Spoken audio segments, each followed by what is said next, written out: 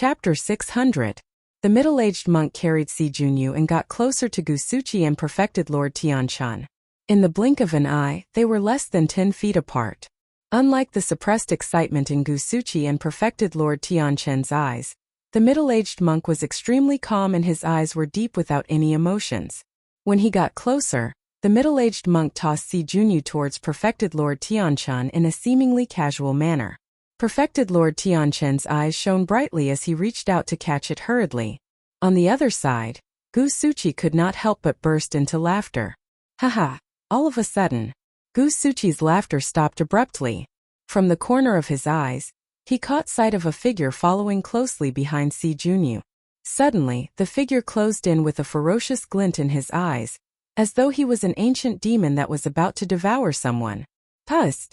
Gusuchi sucked in a cold breath. That middle-aged monk had the intention to kill Jining Jinjuan. How dare he? How would a mere Jin Dan realm cultivator dare to attack Jining Jinjuan? Hand over your life. Suddenly, the middle-aged monk opened his mouth and let out a suffocating killing intent. He reached out with a thick palm that covered the skies and stirred the winds. Gusuchi merely felt his vision darken and a huge shadow loomed over his head, as though dark clouds were pressing down on him. You have a death wish. Gusuchi gripped his sword in reverse and slashed viciously in front of him. The two of them were way too close. Before he could release his sword technique completely, Suzumo's left hand had already gripped Gusuchi's wrist. No matter how profound his sword technique was, it was useless at this moment. At this distance, it was a battle of melee combat strength and the strength of one's physique. Gusuchi's expression changed starkly and a look of panic finally flashed through his eyes. His wrist was locked tightly by the middle-aged monk and he could not break free at all. It was only at this moment that he realized how frightening the middle-aged monk's physique was. The middle-aged monk's melee combat strength was enough to threaten his life. Gusuchi was Jining Jinjuan. If it was a normal fight, he would not have given the middle-aged monk a chance to close in with his spirit consciousness and dermic powers. Given the current situation, being closed in by the middle-aged monk was equivalent to being closed in by a pure-blooded ferocious beast. If anything went wrong, they would die on the spot. Most of the cultivators were physically weak, far weaker than the demons. Therefore, cultivators would use spirit spells, spirit weapons, and other means to constantly widen the distance between them and demonic beasts to prevent them from getting close. But once a demonic beast got close to the cultivator would be in danger. Perfected Lord Tianshan had just caught Si Junyu and was unable to help at all. At this moment, Gusuchi could only rely on himself. The timing of the middle-aged monk's attack was simply too exquisite. Even if he had been a little faster or a little slower, it would not have resulted in such a situation. Crack! The middle-aged monk did not give Gusuchi any time to react and directly crushed the latter's wrist. Ah! Gusuchi cried out in pain, cold sweat dripping down instantly. Whoosh! At the same time the middle-aged monk's sky-covering hand descended, erupting with a tragic aura that could suppress everything. Gusuchi's wrist was crushed and his head froze for a moment. By the time he reacted, the middle-aged monk's palm had already descended on his head. In a hurry he could only raise his arm to block. Crack! Crack! Crack! In that brief collision, Gusuchi's arm was snapped instantly by the middle-aged monk's palm. The palm did not stop there and slammed down heavily on Gusuchi's head. Bang! Brains splattered. Gusuchi's eyes widened and a series of cracks appeared on his face. His head was almost crushed by the middle-aged monk's palm. His essence spirit was shattered and he was deader than dead. Jining Jinjuan was dead. If Gusuchi, who was in the center of the battlefield, could not react in time, the others were even more stunned. Be it Ji Yaoshua's side or Si Junyu's side, none of them expected the tides to change on the battlefield. In less than a single breath, Jining Jinjuan was dead. What was even more frightening was that the massacre did not stop. Demon monk, how dare you! Perfected Lord Tianshan had just placed Si Junyu down when he saw that. In his shock, he could not help but be enraged. Why wouldn't I dare? After killing Gusuchi, the middle-aged monk did not pause at all. With a single stride, he arrived before Perfected Lord Tianshan and hollered, "You're the one I'm going to kill." When he heard that, Perfected Lord Mingze shuddered. You're the one I'm going to kill. Those words meant that the middle-aged monk had wanted to kill the two Jining Zhenjuan right from the beginning. The reason why the monk captured Si Junyu alive was not to use him as a bargaining chip for negotiations. The reason why he captured Si Junyu alive was for this moment. Right from the beginning, he had no intention of letting the two Jining Zhenjuan off. This person really had guts as big as the sky. On the battlefield, perfected Lord Tianshan spun the sword in his hands and aimed it at the middle-aged monk's heart, stabbing it viciously as he said coldly, "You don't know what's good for you." The sword beam was sharp and sharp, enough to destroy everything. That was Jining Zhenjuan's dermic weapon. Although the middle-aged monk's physique was strong and he could snap superior-grade spirit weapons with a single finger, he could not withstand the sharpness of a dermic weapon. Against the sharpness of a sword cultivator, he could only retreat. However, the moment he retreated, the distance between them would increase and he would no longer have the chance to kill Jining Zhenjuan. OM! A resolute look flashed through the middle-aged monk's eyes as he chanted Sanskrit. The voids trembled. Perfected Lord Tianshan's sword paused for a moment. However, that slight pause was imperceptible and had almost no effect. The middle-aged monk did not slow down and merely tilted his body slightly, continuing to lunge towards perfected Lord Tianshan. Exclamation point. Although the sword that was initially aimed at his heart deviated slightly, it still pierced the middle-aged monk's chest viciously. A flash of blood appeared. The middle-aged monk was oblivious and his eyes shone fiercely as he continued charging forward despite the piercing of the sword. Perfected Lord Mingzhe and the others could clearly see a bloodied sword protruding from the back of the middle-aged monk. Although the sword did not manage to pierce the middle-aged monk's heart, however, the sword was merely inches away from the heart. As long as perfected Lord Tianshan flicked his wrist, the sword would be enough to crush the middle-aged monk's heart. Right then, the middle-aged monk endured the piercing of the sword and arrived before perfected Lord Tianshan, swinging his arm. Although the arm looked limp, it resembled the trunk of an ancient divine elephant. With a thud, it let out a crisp sound in midair and coiled around perfected Lord Tianshan's head, flinging it viciously. Crack! Crack! Crack! Crack! Perfected Lord Tianshan's head spun a couple of times on his neck before coming to a stop. His eyeballs bulged and he had long stopped breathing. Victory was clear. Life and death were decided. Perfected Lord Tianshan's neck had long been shattered against that power. His brain was also turned into mush by the shock, and his essence spirit was destroyed. Right before his death, he gripped the hilt of his sword tightly with his palm. However, he was still too slow and did not manage to crush the middle-aged monk's heart. This was the edge of melee combat. If he was a single step slower, even if it was just a split second, one would live and the other would die. Life and death were decided in that split second. Perfected Lord Mingzhe could not believe how the middle-aged monk would be feeling just now right in the middle of the battlefield. Even though he was an outsider, he was already drenched in cold sweat from nervousness. This was truly a gamble. If perfected Lord Tianshan was a single step faster, the middle-aged monk would be the one lying on the ground right now. However, on second thought, it seemed like that was the only choice and decision that could kill perfected Lord Tianshan. What a frightening monk. Just who is he? Perfected Lord Mingzhe looked at the back view of the middle-aged monk and felt more fear than shock. Chapter 601. The middle-aged monk was none other than Su Zimo, who had changed his appearance. At this moment there was no way he could reveal his true appearance. If anyone were to find out that he was not dead and even save the Emperor of Great Zhou, the Great Zhou dynasty would definitely be in trouble.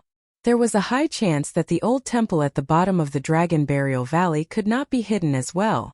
Furthermore, in the depths of Su Zimo's heart, he did not dare to face Ji Yaoxue. That had been the case for the past 5 years. It was a complicated emotion that was indescribable. For the past 5 years, Su Zimo stayed in the old temple at the bottom of the Dragon Burial Valley, isolated from the world and away from the hustle and bustle of life. He did not fight or kill, merely reciting sutras and paying respects to Buddha daily with a peaceful state of mind. However, when he heard that Ji Yaoxue was in danger, he became nervous instantly. The peace of the past 5 years was shattered instantly, and his killing intent surged uncontrollably. That was the reason why he had no intention of letting anyone off the moment he appeared. Even perfected Lord Mingzhe was fearful of his decisiveness to kill. The entire process of killing the two Jining Jinjuan took less than 3 breaths. Although it seemed short and simple, he was the only one who knew the dangers involved. He was truly risking his life.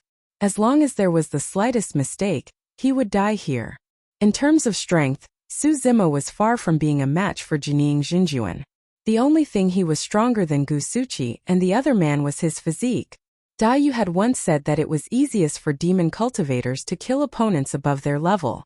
They only had a chance of winning in melee combat. In reality, the reason why he agreed to let Si Junyu off was to numb Gu Suqi and the other man so that they would let down their guard. However, the reason why the two Jining Zhenjuan were caught off guard was not because they were inexperienced. They truly had not expected that a Jin Dan realm cultivator would have the guts to kill Jining Zhenjuan. That was equivalent to a mortal killing an immortal. Su Zimo gripped the hilt of his sword in reverse and pulled it out slowly from his chest. The sharp sword scraped against his bones and flesh, letting out a shuddering sound. Su Zimo was expressionless. An arrow of blood spurted out. Su Zimo didn't seem to feel any pain. Without even looking, he swung his hand behind him. Puff! A sword cultivator from the heavenly piercing sword sect had his heart pierced by a sword and died on the spot. The remaining 4 people finally reacted. They were so scared that their faces turned pale. They screamed and ran away without looking back. Su Zimo clutched his chest with his left hand. His eyes were cold as he stomped his foot, causing the ground to shake violently. His entire body shot out like an arrow. The speed was too fast. Bang! Just as a great Xia guard ran a few steps, Su Zimo caught up with him and killed him with a single palm strike. The guard had no power to resist. The remaining 3 perfected Jin Dan did not manage to escape far before they were all killed by Su Zimo. Si Junyu stood where he was, not moving an inch. He could tell clearly that given his strength, he wouldn't be able to escape the pursuit of the middle-aged monk even if he escaped. Before long, the middle-aged monk returned from not far away after killing the 4 of them and headed straight for him. Si Junyu's face was pale as he forced himself to remain calm. Cupping his fists, he said, "Esteemed monk, I'm a prince of the great Xia dynasty. As long as you're willing to let me live, I'll be eternally grateful and will accept any conditions in exchange. As long as I ascend to the throne of the emperor, it won't be a problem even if the entire country helps you, esteemed monk." Su Zimo arrived before Si Junyu with an indifferent expression. Reaching out, he gripped Si Junyu's throat and pulled him over. Si Junyu's eyes rolled back and his feet left the ground, kicking wildly. He could not speak and could only make strange sounds. Su Zimo whispered in Si Junyu's ears, "Even if you have the entire country, you won't be able to match a 10,000th of her. If you dare to touch her, I'll kill you." "You?" Si Junyu's face was purplish, as though he wanted to ask something. Su Zimo continued, "I'll let you die with a clear understanding today. I'm Su Zimo and I'm the one who killed your brother, Jun Hao." Si Junyu's eyes widened in disbelief. Su Zimo. That was a name that no one had mentioned for 5 years. This man was not dead. "Go down and accompany your brother." Su Zimo's tone was calm as he exerted strength in his fingers. With a snap he crushed Si Junyu's throat. Si Junyu was dead. In less than 15 minutes, 2 Jining Zhenjuan, 20 perfected Jin Dan and a prince of Great Xia were all buried here. None of them were spared. No one knew what Ji Yaoshua was thinking as she frowned slightly and looked at Su Zimo with a strange gaze. Perfected Lord Mingzhe took a deep breath of air and walked forward, bowing deeply towards Su Zimo.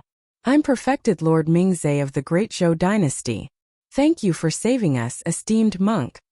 As a Jining Zhenjuan, it was truly rare for him to be so courteous towards a perfected Jin Dan. "It's fine," Su Zimo waved it off and said indifferently, "This place is filled with danger and the Dragon Burial Valley is an ominous place. Don't come here again in the future." "All right, thank you for your guidance, esteemed monk." Perfected Lord Mingzhe nodded. Right then, Ji Yaoshua walked over as well and glared at Su Zimo, asking, "May I know your dermic name and which sect you are from, esteemed monk?" That was an unreasonable question. It was more like a questioning tone and attitude. Perfected Lord Mingzhe glanced at Ji Yaoshua and frowned slightly. He could sense that this middle-aged monk had a mysterious background and was a little strange in his actions. Even now, he had not mentioned why he saved them and even killed everyone from the Great Xia dynasty. However, Ji Yaoshua seemed even stranger at that moment. Su Zimo lowered his gaze and took down a prayer bead with 4 Buddha beads from his left wrist.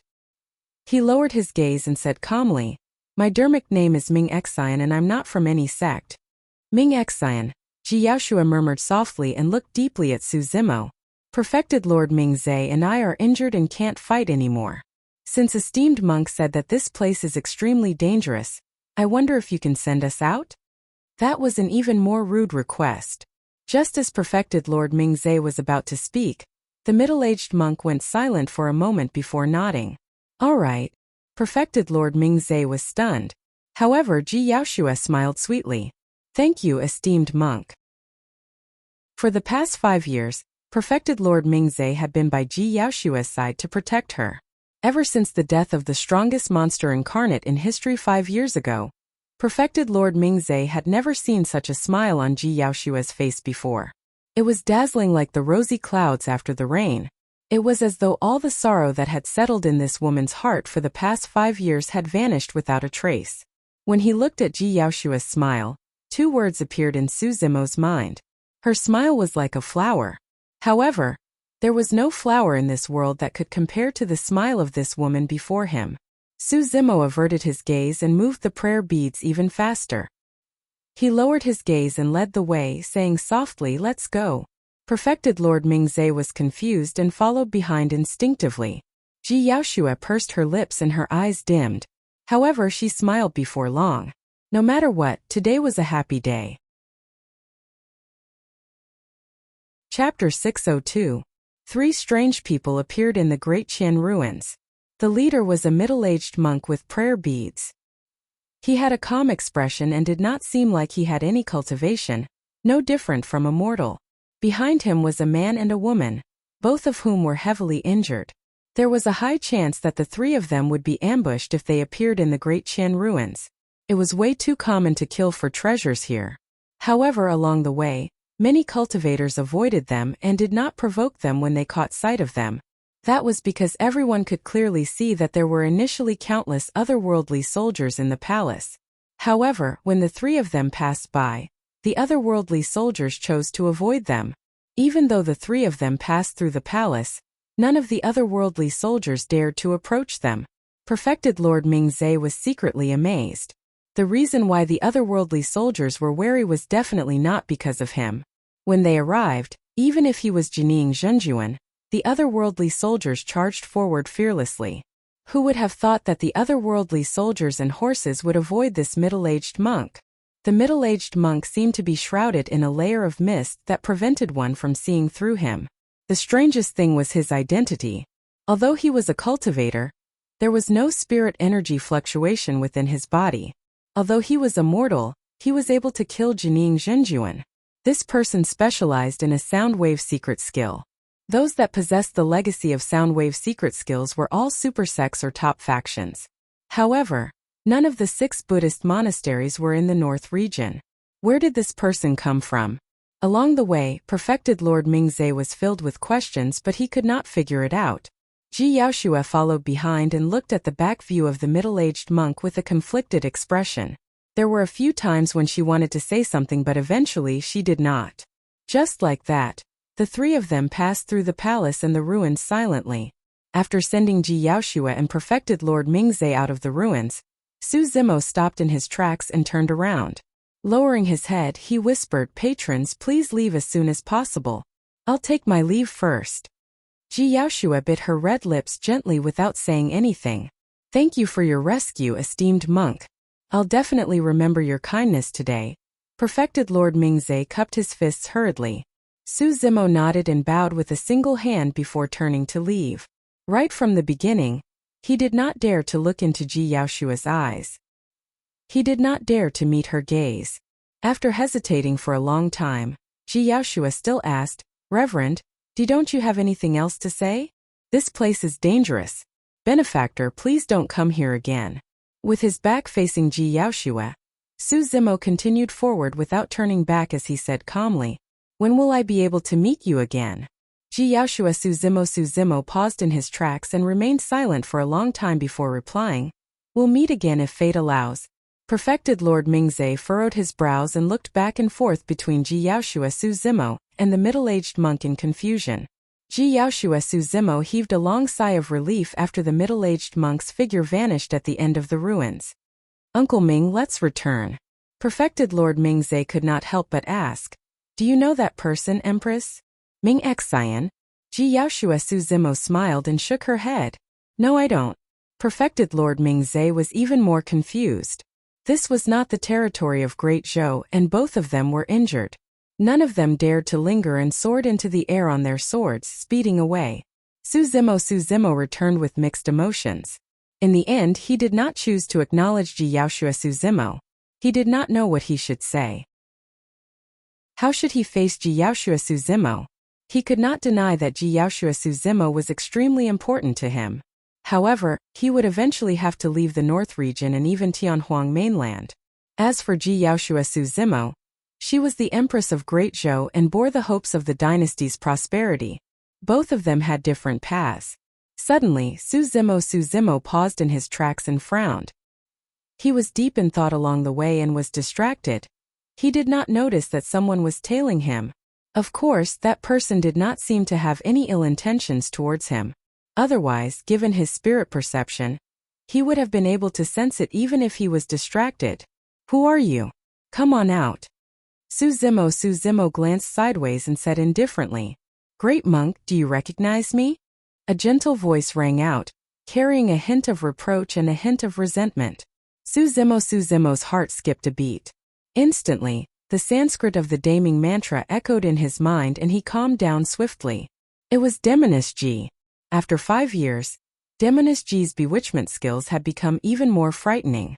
If not for the fact that Su Zimo had chanted sutras and gained some understanding of Buddhism over the past 5 years, he would have been exposed with that voice alone. It seemed like Demoness Ji had gained quite a bit of benefits in the human emperor's palace back then, and her cultivation had improved tremendously. Su Zimo turned around and looked at Demoness Ji, who was not far away. After 5 years, Demoness Ji seemed to have slimmed down a little. However, that could not hide her alluring beauty and seductive figure. She furrowed her brows in a pitiful manner. Her eyes were clear like water and sparkled. The young girl bit her alluring red lips gently with a resentful expression. Su Zimo took a glance and retracted his gaze without batting an eyelid, shaking his head. "I don't know you. Great monk, you don't know me, but I know you." A fragrance wafted over as Ji Yaoshua pounced towards Su Zimo with light steps. By the looks of it, she seemed like she wanted to dive into his embrace. Su Zimo felt his head ache. The person he was most afraid of in his life was this demoness before him. In a flash, Su Zimo dodged to the side. "Female patron, please respect yourself." Su Zimo placed his palms together and said in a deep voice. "Sure," Demoness Ji harumphed and said angrily, "Great monk, you're asking me to respect myself now. Back in the stone coffin, you took advantage of me quite a bit." Su Zimo's mouth twitched.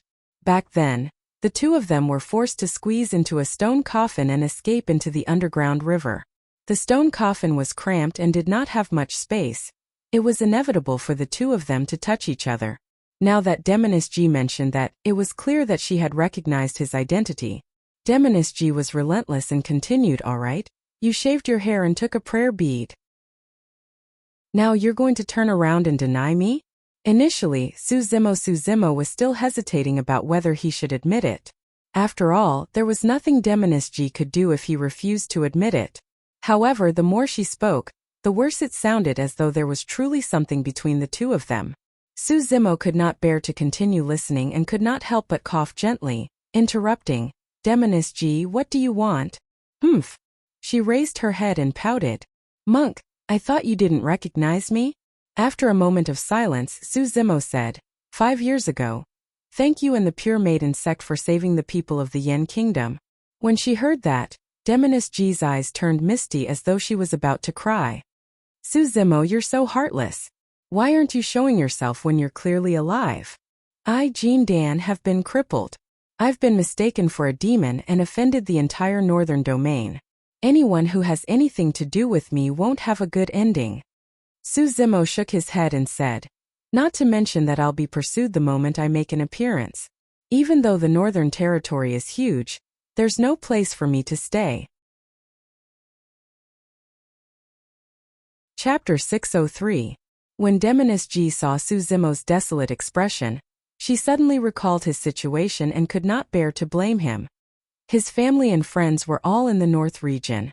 If not for the fact that he had no other choice, why would he choose to hide from the world?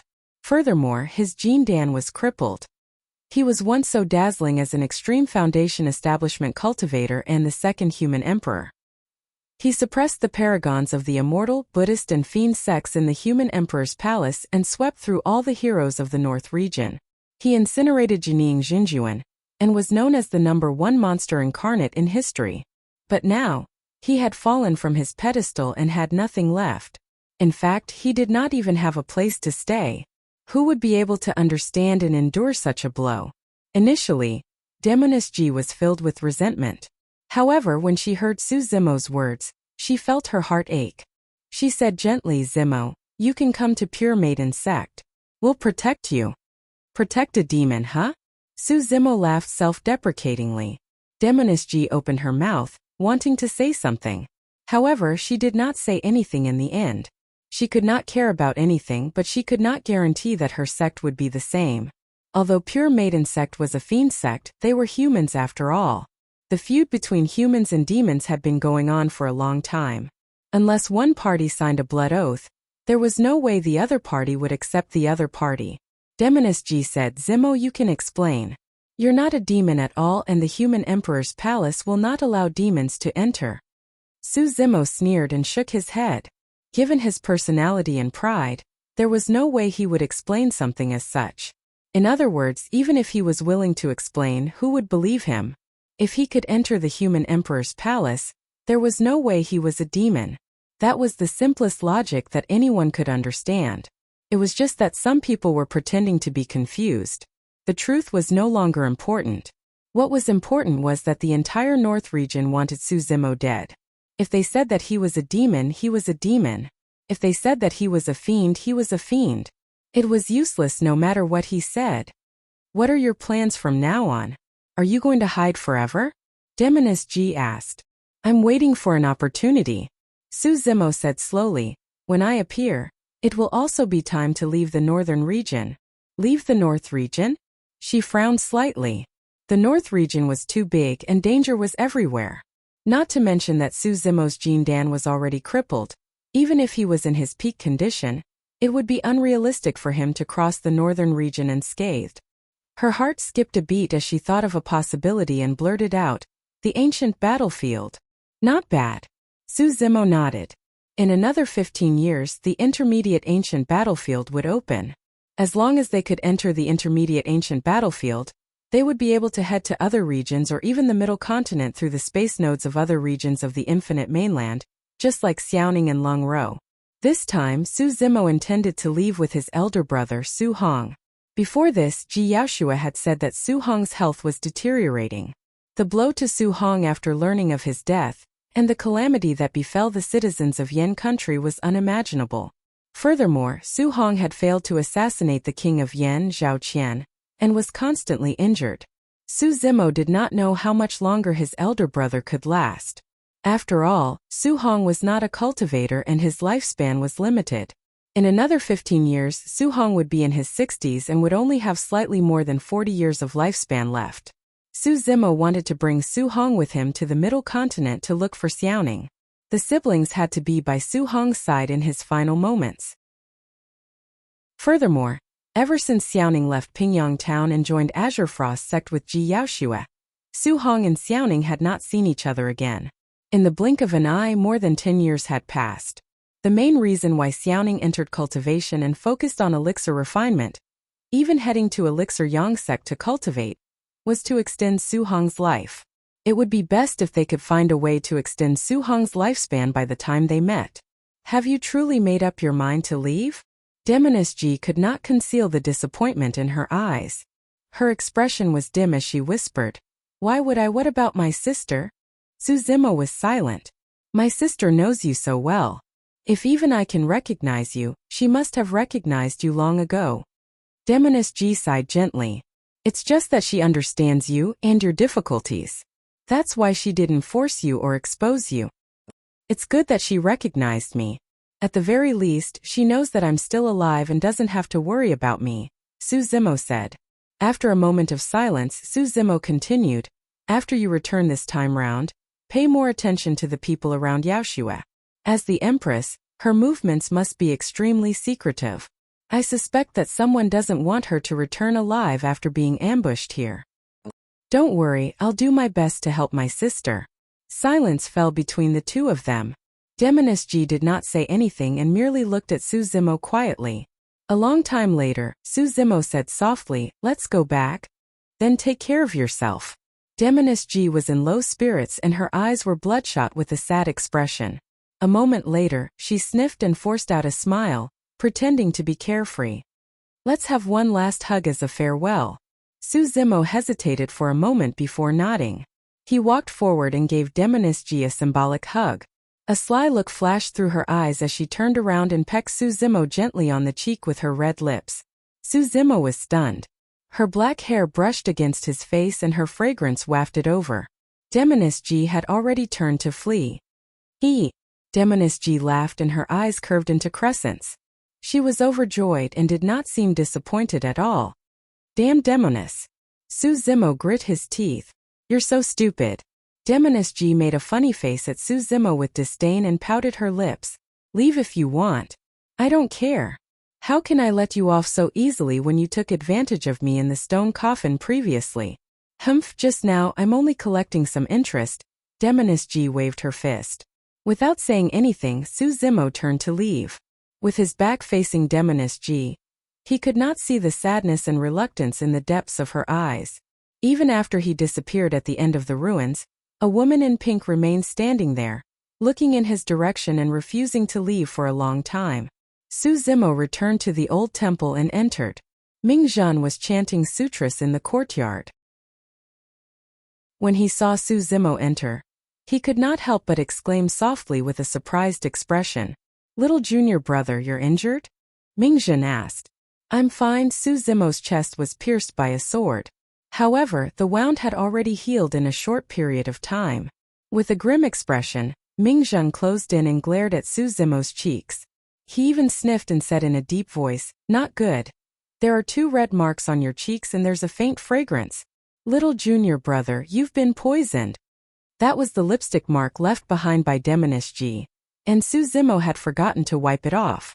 Mingzhan had not even seen a woman at the bottom of the Dragon Burial Valley, and naturally did not know what it was.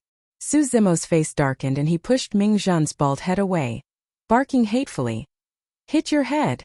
Suzumo wiped the lipstick mark on his cheeks as he entered the sutra chamber. Mingzhan looked at the old monk with a confused expression and asked seriously, Master, why is little junior brother angry? The old monk replied, perhaps he's poison. See, I told you. Little junior brother didn't believe me. Mingzhan pouted. Chapter 604. Night fell. Suzumo tidied his clothes and left the sutra chamber, heading towards the backyard. Every month on this day, he would head to the red-headed ghost's place to drink a bowl of mysterious spirit water. Under the cover of the night, the backyard of the old temple looked extremely sinister. The red-headed ghost sat on the ground boldly, leaning against a tombstone with a bowl of spirit water in front of him. He had been waiting for a long time. Suzumo was already familiar with everything as he arrived before the red-headed ghost and drank the spirit water. Suddenly, the red-headed ghost said, You have a bow on you, right? Take it out and place it there. The red-headed ghost pointed to a tombstone not far away. Suzumo was puzzled. However, he took out the moon concealment bow and hung it on the tombstone as instructed. The full moon had just risen and the cold moonlight shone down, forming a beam of light that landed on the tombstone and the moon concealment bow. The bow shone brightly. Even without the infusion of spirit energy, the spirit patterns on the bow shone with a bedazzling brilliance. The red-headed ghost said, This bow is a quasi-connate spirit weapon to begin with, and its sixth connate spirit pattern is already formed. As long as it receives the baptism of the moonlight here, it will definitely grow into a true connate spirit weapon. Su Zimo nodded. You have a blood-red saber on you as well. Take it out as well. Blood Quencher. Su Zimo was stunned. Blood Quencher was a perfect spirit weapon that he refined personally, and was not a quasi-connate spirit weapon. Could it be? Although Su Zimo was puzzled, he still handed Blood Quencher over. The red-headed ghost received Blood Quencher and caressed it gently before nodding. This saber was tempered rather well. When it was formed, it was fused with a frightening bloodline, giving it a bloodthirsty nature. Back then, Blood Quencher almost failed. At the final juncture, Su Zimo used his bloodline to quench it and create it. The fact that the red-headed ghost could make a rough guess despite not witnessing it personally was proof of his sharp eyesight. The red-headed ghost stood up and came to an empty spot not far away. Exerting strength with his backhand, he stabbed Blood Quencher into the ground, leaving only the hilt exposed. Red-headed ghost, what are you doing? Su Zimo asked curiously. The red-headed ghost said, the experts buried here are all experts from 10,000 years ago. The bloodline underground is incomparably strong and hasn't decayed for 10,000 years, possessing immense might. If you soak the saber in it, there's a chance that it could grow into an connate spirit weapon. Su Zimo's eyes lit up. With that, apart from the coiling dragon seal and black gold arrow, he had two more connate spirit weapons, Moon Concealment Bow and Blood Quencher. Unfortunately, just as the mystic gold silk armor was repaired, it was shattered by Xuanyu Daoren. Too many experts are buried in this mausoleum. Old ancestors have fallen and emperors have shed their blood. It is a place of great danger. It's fine if there's nothing going on with this saber. However, if it can truly grow into a connate spirit weapon, it'll definitely be a supreme weapon. The red-headed ghost glared at Blood Quencher coldly and chuckled. Those who aren't strong enough will definitely be in trouble if they obtain this saber. You've got to be careful as well. At that moment, the massive amount of energy in the spirit water had already spread through Su Zimo's body. Su Zimo assumed a lotus position and began cultivating. The mystic classic of the 12 demon kings of the great wilderness reverberated through his mind. As he breathed, rich demonic chi spewed out of his mouth and nostrils. There were no longer any cracks on his blood-red inner core. It was restored to normal. His inner core circulated slowly and demonic chi surged, conjuring ancient demons one after another around him. Su Zimo was within and his eyes were tightly shut. His figure was faintly discernible and his aura was terrifying. He was like the king of all demons that had descended upon the world. For the past 5 years, his inner core had only been able to heal because of this mysterious spirit water.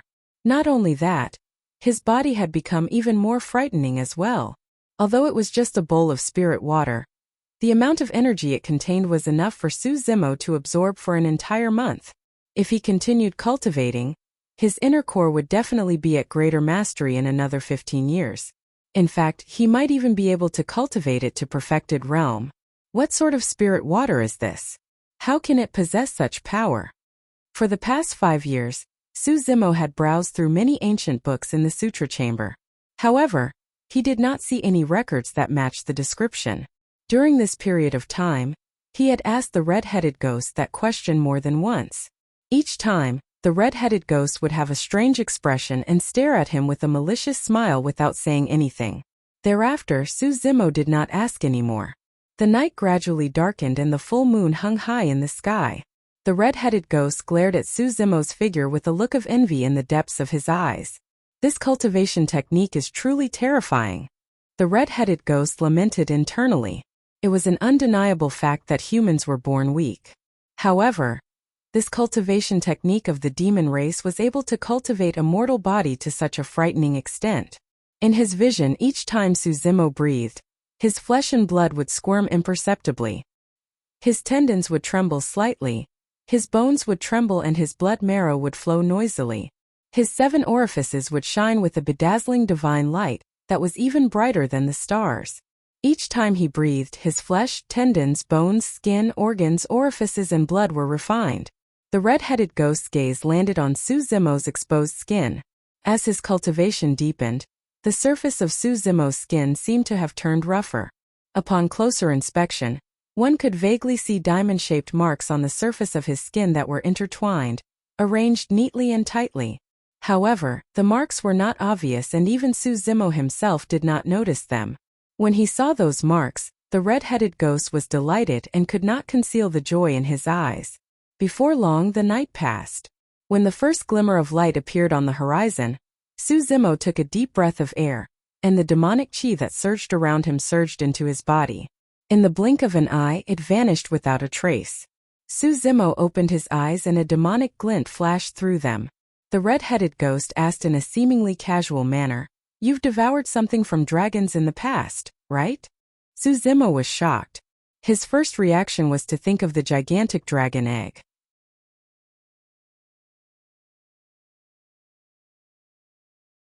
Chapter 605. Although the red-headed ghost knew a lot of things after 5 years of interaction, he had never taken the initiative to impart anything to Suzimo. Now that this was suddenly mentioned, Suzimo was truly curious.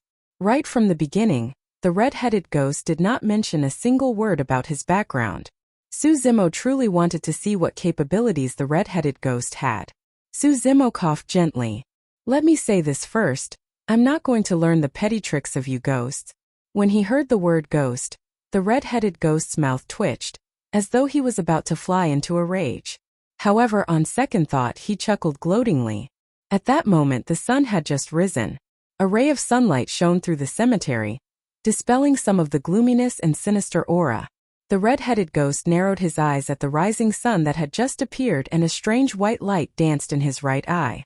As time passed by, the light intensified and endless sunlight surged in. His right eye turned completely white and shone with a blazing light. The red-headed ghost's right eye seemed to have formed a connection with the blazing sun in the horizon. Suzimo merely took a casual glance and felt a piercing pain in his eyes.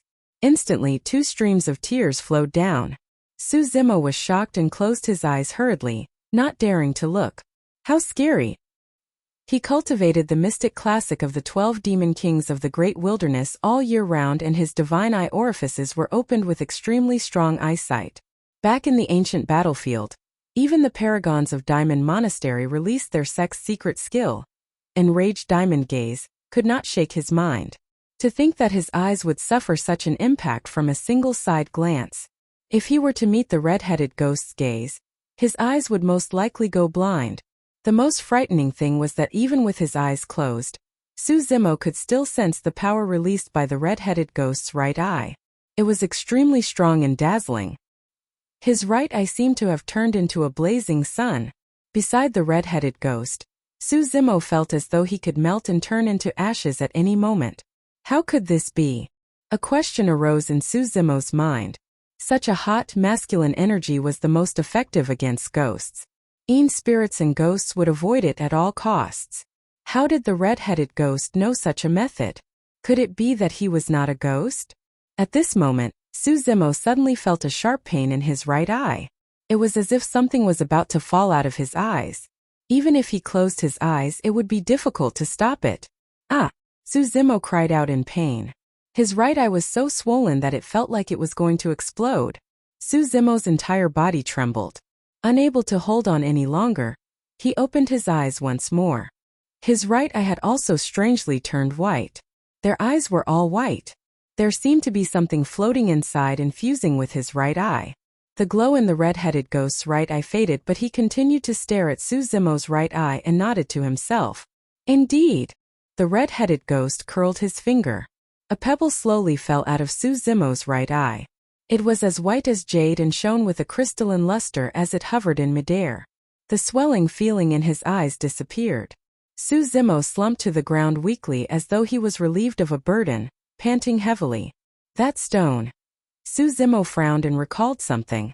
Back at the cold lake in Songlang mountain range, he saw Hakuadojin who was on the brink of death. At that time that stone was placed beside Hakuadojin. According to Hakuadojin, that white stone was brought out from a ruin and could not be stored in a storage bag. He did not know what use it had either. When Suzimo picked it up, the stone disappeared mysteriously. Immediately after, he felt a sharp pain in his mind and nearly fainted. Thereafter, a secret skill appeared in his mind, the candlelight sword formation. At that time he had a feeling. The stone seemed to have burrowed into his body. To think that it would fall out of his right eye now. The red-headed ghost pinched the white stone between his fingers and rubbed it gently with a nostalgic expression, as though he was holding on to an incredible treasure. What's that? Suzimo could not help but ask. Legend has it that in the depths of the universe, before life was born, it was chaos. As time passed, yin and yang were born from the chaos. The extreme of yang is the great yang. The extreme of yin is the great yin. The power of great yang and great yin converged continuously, forming two terrifying existences known as the candlelight and nether glow. The red-headed ghost's voice sounded as though it had traveled from the primordial era and was recounting ancient secrets. The power of the candlelight and nether glow was way too terrifying. It enveloped the universe and extended through the 3,000 worlds. The sun and moon of Tianhuang mainland were formed from a trace of the power of the candlelight and nether glow respectively. A trace of power? Suzimo was shocked. Be it the sun or moon, the power they contained was something that Suzimo could not touch given his current cultivation realm. He could only consume the essence of the sun and moon to cultivate after cultivating an essence spirit and becoming a fiend demon. The power of the sun and moon was vast and endless. But now the red-headed ghost was saying that the sun and moon above their heads were merely formed from a trace of the power of two terrifying existences. The red-headed ghost smiled. The universe is way too vast, so vast that you can't imagine it. There are billions of existences like Tianhuang mainland. In other words, there are billions of suns and moons like the one you're seeing right now. Suzimo was dumbfounded. The red-headed ghost's words had completely overturned his understanding of the world. The red-headed ghost pondered for a moment before continuing. Of course, these are merely legends that no one can verify. Or rather, the person who can verify it is not even in Tianhuang mainland and has ascended to the upper world a long time ago. Pausing for a moment, the red-headed ghost looked at Suzimo meaningfully. That red-robed woman definitely knows about this. Suzimo remained silent. The red-headed ghost stared at Suzimo for a long time before suddenly closing in. His eyes burned with the flames of gossip as he asked curiously, "Little monk, what's your relationship with that woman? Why is she helping you so much?" This was a question that the red-headed ghost had been holding back for 5 years. Now he finally asked. Suzimo was stunned. Master and disciple? On the surface, the two of them looked like master and disciple. However, Suzimo had never acknowledged anyone as his master. In the depths of his heart, he did not want to admit that they were master and disciple. Friend? Well, not really. Benefactor? Sort of. That question stumped Suzimo for a moment. Hurry and tell me. You're suffocating me. The red-headed ghost scratched his head anxiously at the side, feeling terrible.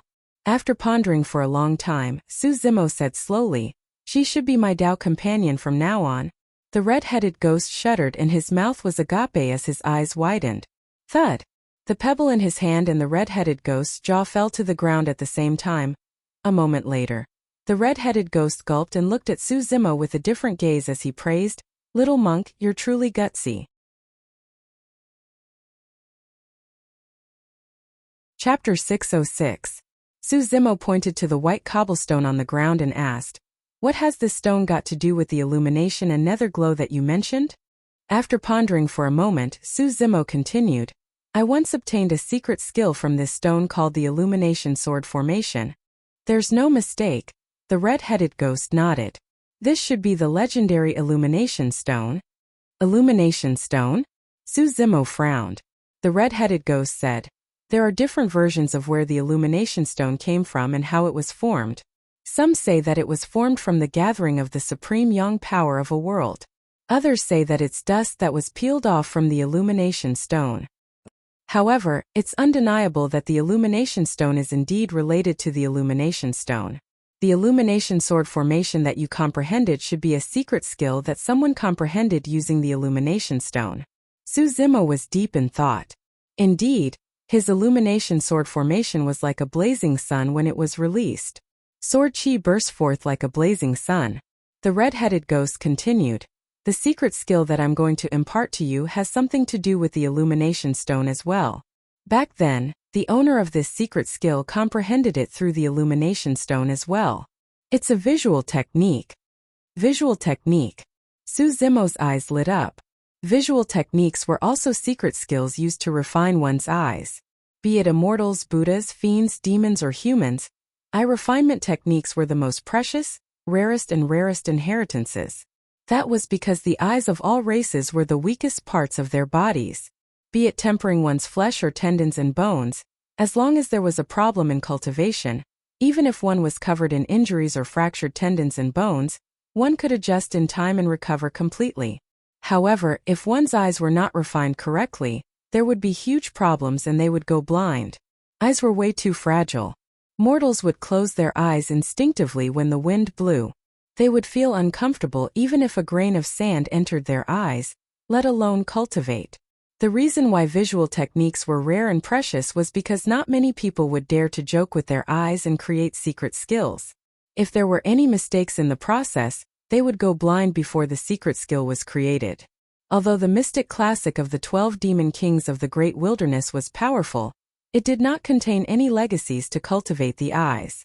All the ocular techniques in the cultivation world had different strengths and were targeted in different directions.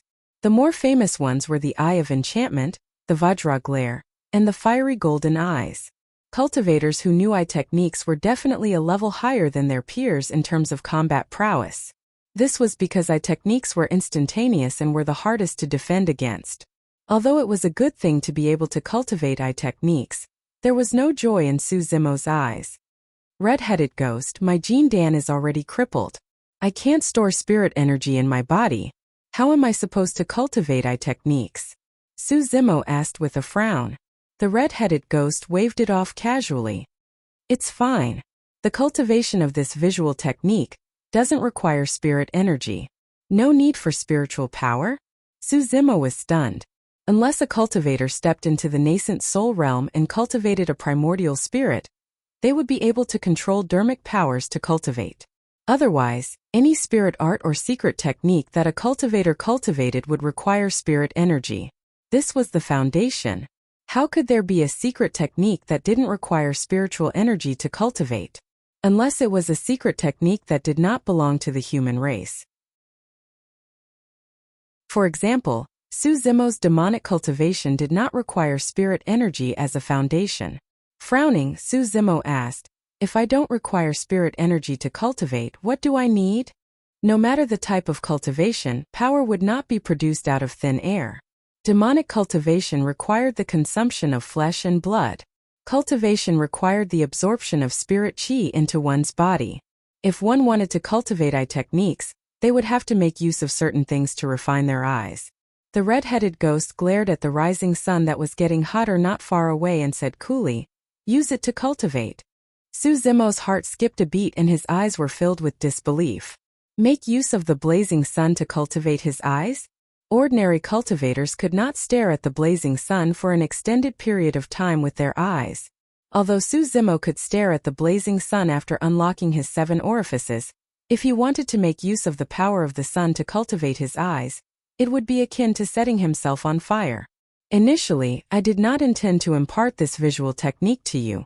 The cultivation of this visual technique is indeed extremely dangerous. If you're not careful, one of your eyes will go blind. The red-headed ghost picked up the illumination stone on the ground and handed it back to Su Zimo. However, I discovered this on you.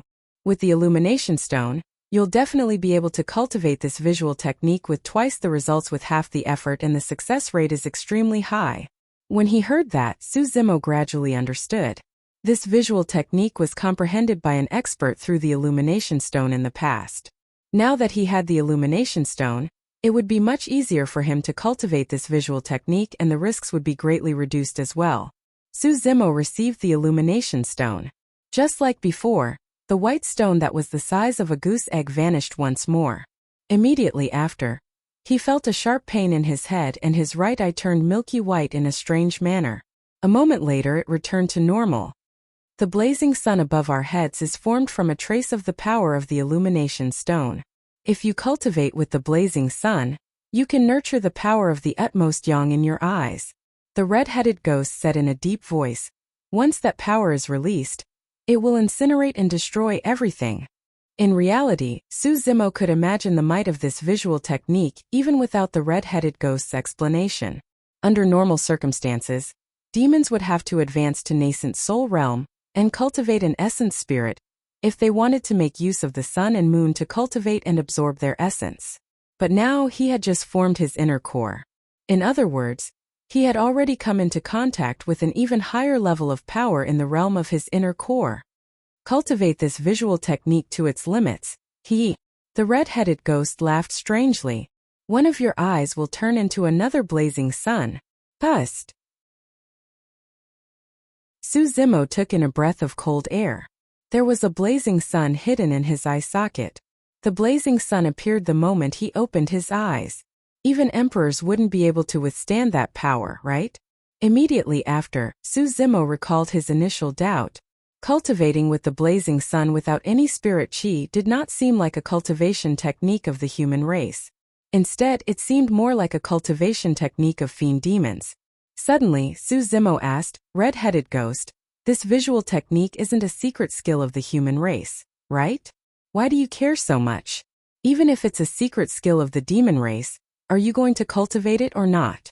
The red-headed ghost rolled his eyes and sneered, You're about to cultivate into a true fiend demon yourself. Why do you care so much? Su Zimo replied indifferently, Although I'm cultivating as a demon, I'm not a demon. The red-headed ghost grinned. Your human gene Dan is already crippled, and there's only a single inner core left in your body. Who's going to believe that you're a human? Su Zimo remained silent. A moment later, Su Zimo asked in a seemingly casual manner, What's the name of this visual technique? The red-headed ghost raised his brow and glared at Su Zimo meaningfully. As though he had seen through the latter's intentions, he chuckled. Let's call it illumination eye then. Old fox. Su Zimo cursed internally. He had already vaguely sensed that there was something strange about the red-headed ghost's identity.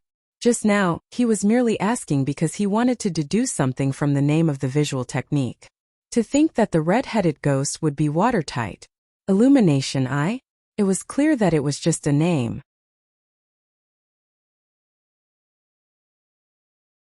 Chapter 607.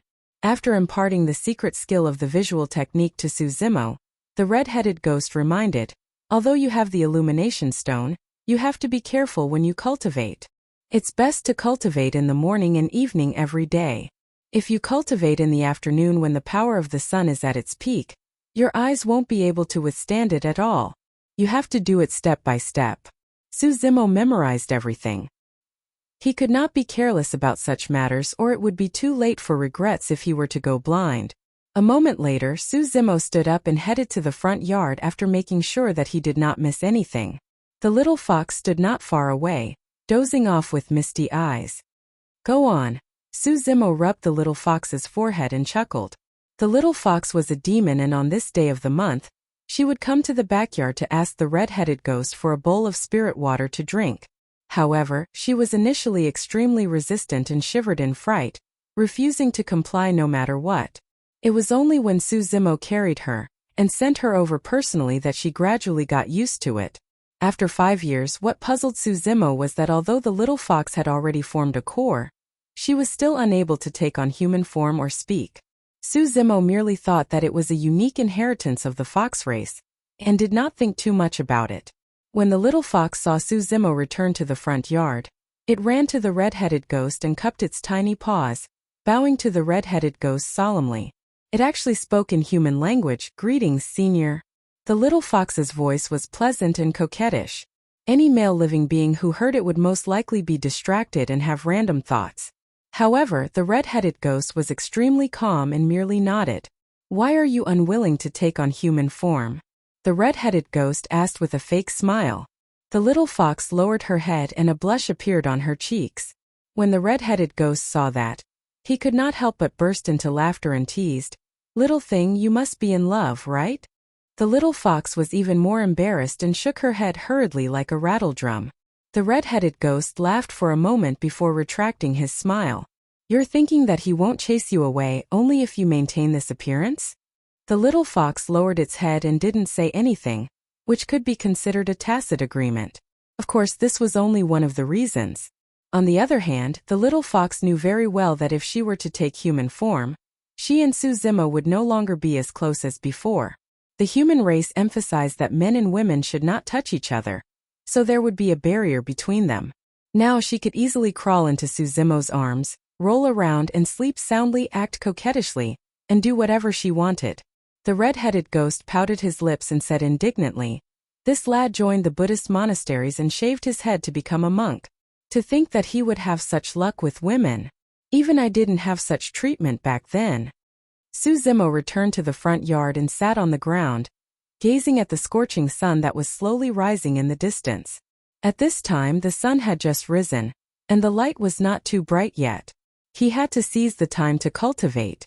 Taking a deep breath of air, Suzimo channeled the Sutra of Illumination eye in his mind, and stared at the scorching sun on the horizon with his right eye. As time passed by, it seemed as though a ray of light was being injected into his right eye. Gradually, his right eye was covered by white. The white pupil looked strange and indescribable. It emitted a faint light and was continuously absorbing the sunlight to refine it. The temperature in his right eye was gradually rising. Although it was painful, it was still bearable. Suzimo could clearly sense that his right eye seemed to have fused with the illumination stone. As the light was injected into the illumination stone, its unyielding power became much gentler. The damage to his right eye was reduced to the lowest as well. From this day forth, apart from cultivating the mystic classic of the 12 demon kings of the great wilderness at night, Suzimo would cultivate this visual technique every morning and evening. There was no activity within his dantian the entire time. However, Suzimo did not give up and chose to spend most of the day in the sutra chamber to browse through the ancient books left behind by the 2 ancient monasteries. The many ancient books in the sutra chamber were way too precious. How frightening was the foundation of the 2 super sects. Not only were there many secret skills and spirit arts, there were also weapon refinement, elixir refinement, talisman creation, ancient formation techniques, and many other things that had been lost for a long time. For example, in one of the secret books on formations, there was a record of something called the ancient god forbidding formation. It was said that when that formation was set up, Jining Jinjuan's essence spirit would be shackled, and he would not be able to use dermic powers at all. There were many other secret skills and ancient techniques similar to that. However, Suzimo's cultivation realm was not high enough, and he could not comprehend many of them. The days passed by one after another. In the blink of an eye, another 5 years passed. Suzimo had already stayed at the bottom of the Dragon Burial Valley for 10 years. Evening. Suzimo sat on the ground with the Mingwang prayer beads in his hands and gazed at the setting sun in the west. Shrouded in the sunset glow, his dharma was dignified and he resembled a Buddha with a scarlet glow. His right eye shone with a blazing brilliance that could not be looked at directly. After 10 years, Suzimo's dantian was still empty like a black hole without a single bit of spirit chi. However, there was no hint of disappointment on his face or in his eyes. After 10 years of chanting sutras and paying respects to Buddha, Suzimo had an additional serene aura. He was neither sad nor joyful, indifferent to favor or disgrace, and was close to Zen. That was the embodiment of the profoundness of Buddhism. Possessing the Siraka flower was equivalent to possessing the root of wisdom. Suzimo's attainments in Buddhism deepened day by day. Backyard of the old temple. The old monk stood on the stone steps and the red-headed ghost sat in the cemetery, facing each other. Old bald monk, I don't think there's anything happening in that lad's dantian. I reckon that there's no hope for him to cultivate once more, the red-headed ghost said. His dantian is shattered and his foundation is destroyed. How difficult is it to rebuild his foundation? Throughout history, there have been countless paragons and monster incarnates, but none of them succeeded. The old monk sighed gently. However, that lad's comprehension of Buddhism is getting deeper and deeper. If he can cultivate once more, he can be considered as having obtained the true legacy of the Buddhist monasteries. Legacy, my ass. The red-headed ghost pouted his lips in disdain.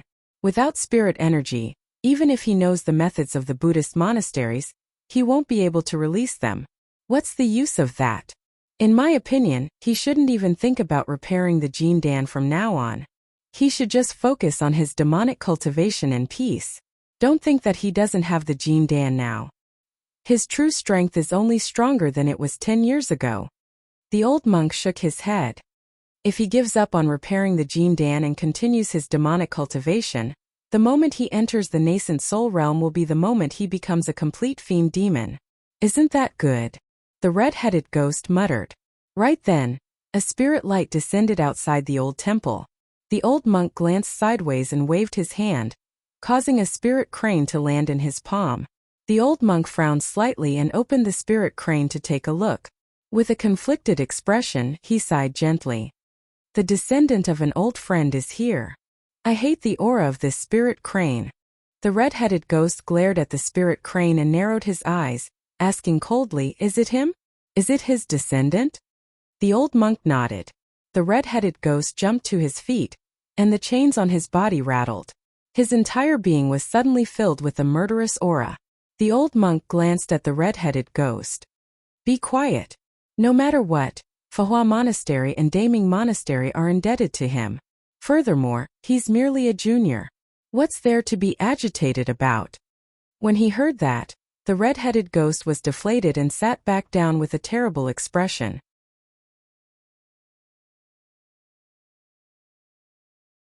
Chapter 608. It was already late. The red-headed ghost asked with a frown, what's his descendant doing here? To borrow the mystic Dharmic Lotus Sutra, the old monk replied. The red-headed ghost sneered, so, he's eyeing the number 1 secret classic of core formation. No wonder he came all the way here. The old monk replied, it's just a sutra. If his descendant wants to take a look, he can browse through all the sutras in the sutra chamber. You sure are generous, the red-headed ghost mumbled. Right then, Su Zimo arrived at the backyard and was prepared to head to the red-headed ghost's place for a bowl of spirit water. The old monk put away his spirit crane and turned to leave expressionlessly. The red-headed ghost placed the spirit water in front of him before lying on the ground with his back facing Su Zimo. He did not say anything and looked a little unhappy. Su Zimo was confused, wondering what the red-headed ghost was up to again. Su Zimo did not ask, nor did he think too much about it. After 10 years, he already had some understanding of the red-headed ghost. Even if he did not ask, the red-headed ghost would tell him of his own accord. However, even if he pestered the red-headed ghost for answers, the latter would not say a single word about some things. Su Zimo raised his head and drank the spirit water before sitting on the ground to cultivate. The old monk returned not long after leaving the old temple. 2 more people appeared beside the old monk. To be precise, they were a human and a demon.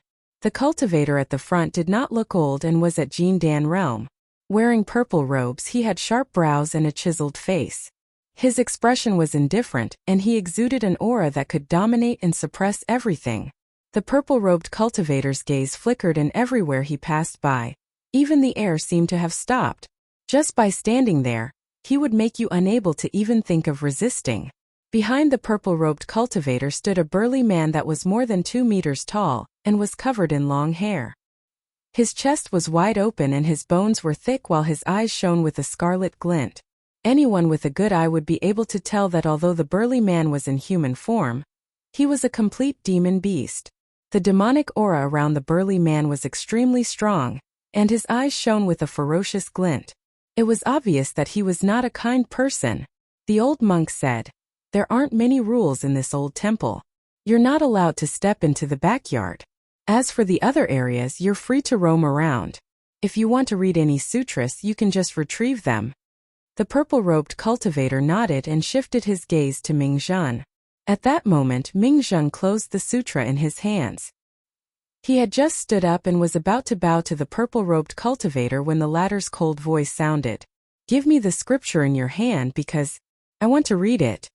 Ming Zhen was taken aback. It was rare for there to be an additional person in the old temple.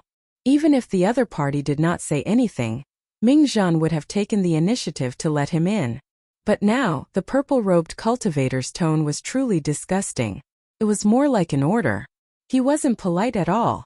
Mingzhan could sense that the purple-robed cultivator did not care about him at all, as though he was ordering a servant around. Mingzhan instinctively looked at the old monk. The old monk sighed in his heart. This was a matter between juniors after all. Even if the purple-robed cultivator's attitude was displeasing, it was not his place to criticize him. As long as both parties did not fight to the death, the old monk did not want to interfere. After bringing the purple-robed cultivator into the old temple, the old monk returned to the great strength hall and closed the doors tightly. "Monk, are you deaf? Master wants to read that sutra in your hands. Hurry and hand it over." The hairy burly man behind the purple-robed cultivator hollered. Mingzhan frowned. After hesitating for a moment, Mingzhan handed over the mystic Dharmic Lotus Sutra in his hands. The purple-robed cultivator received it casually with a calm expression, not even looking at Mingzhan. It was as though everything was expected. Mingzhan was not annoyed either.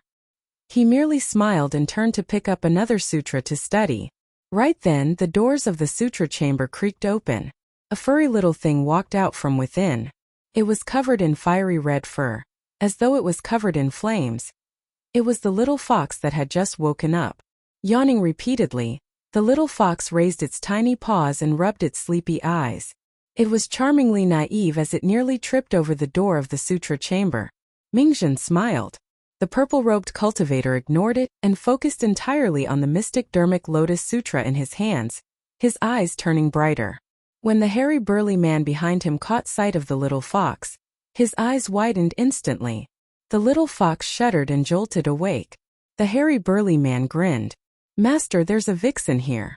I'm going to capture her." "Yes," the purple-robed cultivator replied.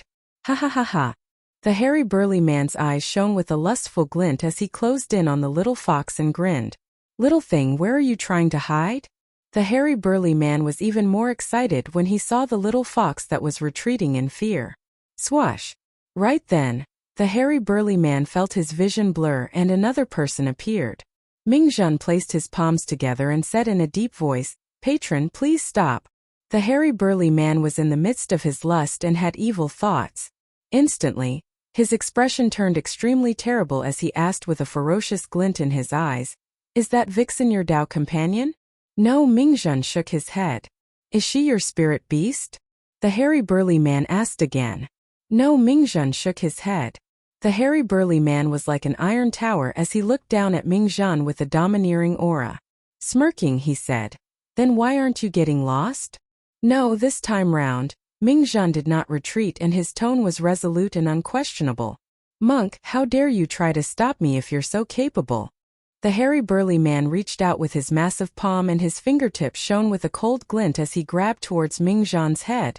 If he managed to grab it, 5 bloody holes would appear on Mingzhan's head immediately. Mingzhan did not dodge and chanted Sanskrit. Roar! The moment Mingzhan chanted Sanskrit, the hairy burly man roared at him as well. Instantly the world quaked and the weather changed. That roar dispelled Mingzhan's damning mantra instantly. The hairy burly man was terrifyingly strong. The hairy burly man's palm descended and Mingzhan had nowhere to retreat. Spirit energy surged from his fingertips and formed a lotus flower that welcomed the attack. Boom! The hairy burly man's palm collided with the lotus flower. There was a momentary pause. The lotus flower shattered. Mingzhan grunted and staggered 3 steps back. Boom! Before he could react, the hairy burly man's fist descended once more, smashing down viciously like a gigantic hammer. An explosive sound echoed through the voids.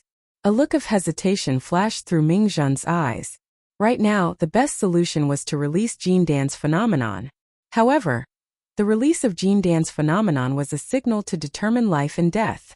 After all, these 2 people were brought to the monastery personally by his master. Was he going to release Jean Dan's phenomenon to determine life and death?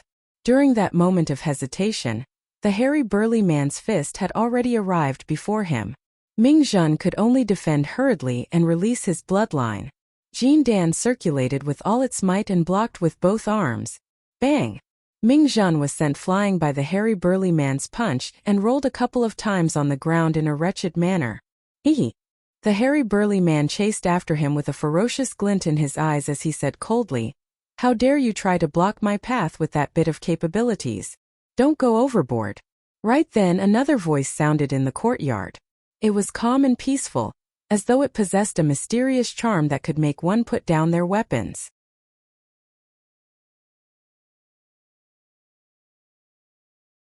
Chapter 609. Even when the hairy burly man and Mingzhan clashed, the purple-robed cultivator did not raise his head at all. His expression was normal and he was completely uninvolved. It was as though everything was insignificant. In the eyes of the purple-robed cultivator, there was only the mystic Dharmic Lotus Sutra in his hands. However, the moment the voice sounded, the purple-robed cultivator frowned. It was the first time his expression changed after he entered the ancient temple. After a moment of hesitation, the purple-robed cultivator raised his head slowly and looked in the direction of the voice. Unknowingly, a monk had appeared in the courtyard. Wearing gray monk robes, he had refined features and a calm expression. His eyes were clear and shone brightly, as though they contained wisdom that could see through everything in the world. The moment he caught sight of the gray-robed monk, the purple-robed cultivator frowned once more. His pupils constricted in a strange manner. The gray-robed monk was looking at him as well. Their gazes met in midair. The purple-robed cultivator smirked with a playful look in his eyes. The gray-robed monk's expression was unchanged as he arrived beside Mingzhan and helped him up, wiping away the dust on his body gently. Mingzhan wiped away the blood from the corner of his lips and whispered, "Junior brother, be careful. That demon beast is extremely strong." The gray-robed monk was Su Zimo, who had transferred over from the backyard. The moment he stepped into the front yard, he caught sight of the purple-robed cultivator. Or rather, even in a crowd of 10,000 people, the purple-robed cultivator would be the first to be noticed. Nobody could ignore him.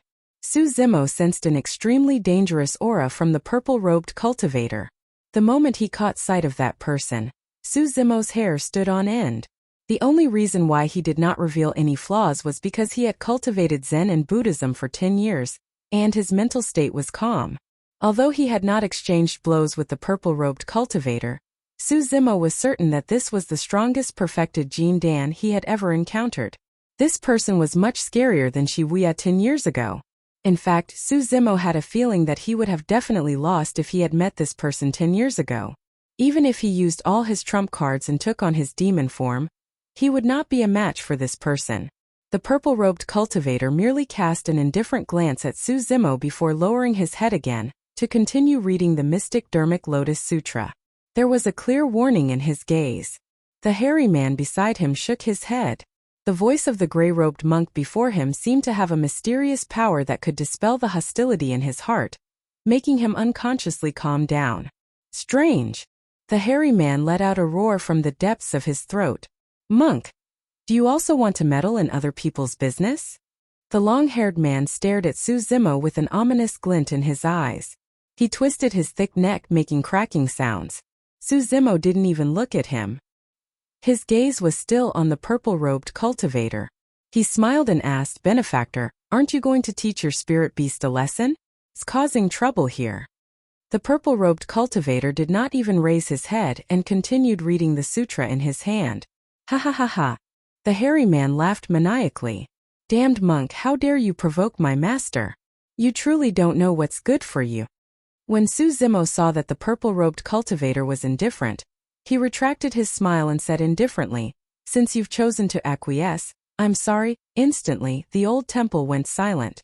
Even the air seemed to have frozen. "I'll take care of it for you." The moment he said that, Su Zimo had already vanished from the spot. The moment he said that, Su Zimo arrived before the hairy man and stomped heavily on the ground. With a bang, the entire world shook. Even Mingzhan, who was not involved in this matter, felt his legs go weak, and his entire body trembled uncontrollably, let alone the hairy man who was directly opposite him. The little fox was even worse off, and its frail body bounced up from the ground. The hairy man's expression changed in shock. It was way too fierce. Earlier on, he was a calm and smiling monk. In the blink of an eye, he seemed to have transformed into an ancient demon that wanted to devour people. A fierce aura surged toward them. The hairy man felt his chest tighten and he could no longer breathe. The monk looked much shorter than him. However, in terms of aura, it was as though the monk was trampling him beneath his feet. He said that he would take care of it for him. Su Zimo reached out with his gigantic palm. His flesh expanded and covered the skies as he descended from the skies with a tragic aura, as though he wanted to suppress all living beings within his palm. Although there was no spirit energy, that hand seal was the starting stance of the demon subduing seal. It had a natural suppression against demon beasts. Ah! The hairy man roared and his blood chi rumbled as he bared his sharp fangs and claws. Extending a pair of muscular arms, he crossed them and resisted. Boom! There was a deafening sound. Chi currents surged between the two of them. The moment they made contact, the hairy man's expression changed starkly as he felt an unbearable pain in his arms that felt as though they were about to snap. Even though Su Zimo was only using a single hand, the hairy burly man could feel a shocking power surging over like a tidal wave. It was impossible to defend against it. You! At that moment, Su Zimo had only just said the fourth word. The hairy man's inner core churned wildly and demonic chi burst forth. His tendons and bones rang together and his hair grew furiously. His flesh expanded and his body changed rapidly, revealing a menacing face. Unable to hold on any longer, the hairy man reacted extremely quickly and revealed his true form right away. Although demon beasts could take on human form after forming a core, they could only unleash their true strength when they reverted to their true form. Their combat strength would increase by at least 30%. It's a Tao Wu. When Ming Zhan saw the hairy man's true form, his expression changed and he exclaimed, "A Tao Wu, one of the primordial ferocious beasts." There were many types of demon beasts and most of them had bloodlines as their kings. Among them, pure-blooded ferocious beasts were the strongest. However, there were differences in strength among pure-blooded ferocious beasts as well. The Tao Wu was the strongest and most terrifying pure-blooded ferocious beasts with immense strength. In the primordial era, it roamed Tianhuang mainland fearlessly and was extremely ferocious. At this stage, the Tao Wu's true form was at least dozens of feet tall. But now, against Su Zimo's heaven-encompassing palm, the Tao Wu's body seemed to be suppressed by Mount Meru, and could not grow at all before it was 10 feet tall. The Tao Wu finally panicked. It realized that the difference between the two of them was way too great. Even if it reverted to its true form, it could not fight against the monk before it. Care. Su Zimo's final word was spoken. Snap. Against the suppression of the terrifying power, the Tao Wu's arms were snapped by Su Zimo's palm. Su Zimo's palm landed on the Tao Wu's head and pressed down viciously. Boom! Su Zimo pressed down on the Tao Wu's head and pressed it into the ground. Instantly, a huge pit was created where it was and blood splattered everywhere. The Tao Wu's face was badly mangled. "I'll take care of it for you." Although the entire process seemed slow from the moment Su Zimo attacked to the moment the Tao Wu's head was pressed into the ground, in reality, it only took a single sentence. By the time Su Zimo's final word was spoken, the Tao Wu had already fainted. 10 years of dormancy. Su Zimo cultivated Buddhism wholeheartedly, and his malevolent aura had lessened significantly. His mental state had also become much calmer. That was the reason why he did not attack directly when he saw the Tao Wu bullying the little fox and injuring Ming Zhan. However, he was Su Zimo after all. He was decisive to kill. Since he was going to attack, he would not hesitate. He would suppress you with a thunderous might, and you would not be able to resist. He was a peerlessly sharp saber. The moment it was unsheathed, it could pierce a hole in the firmaments.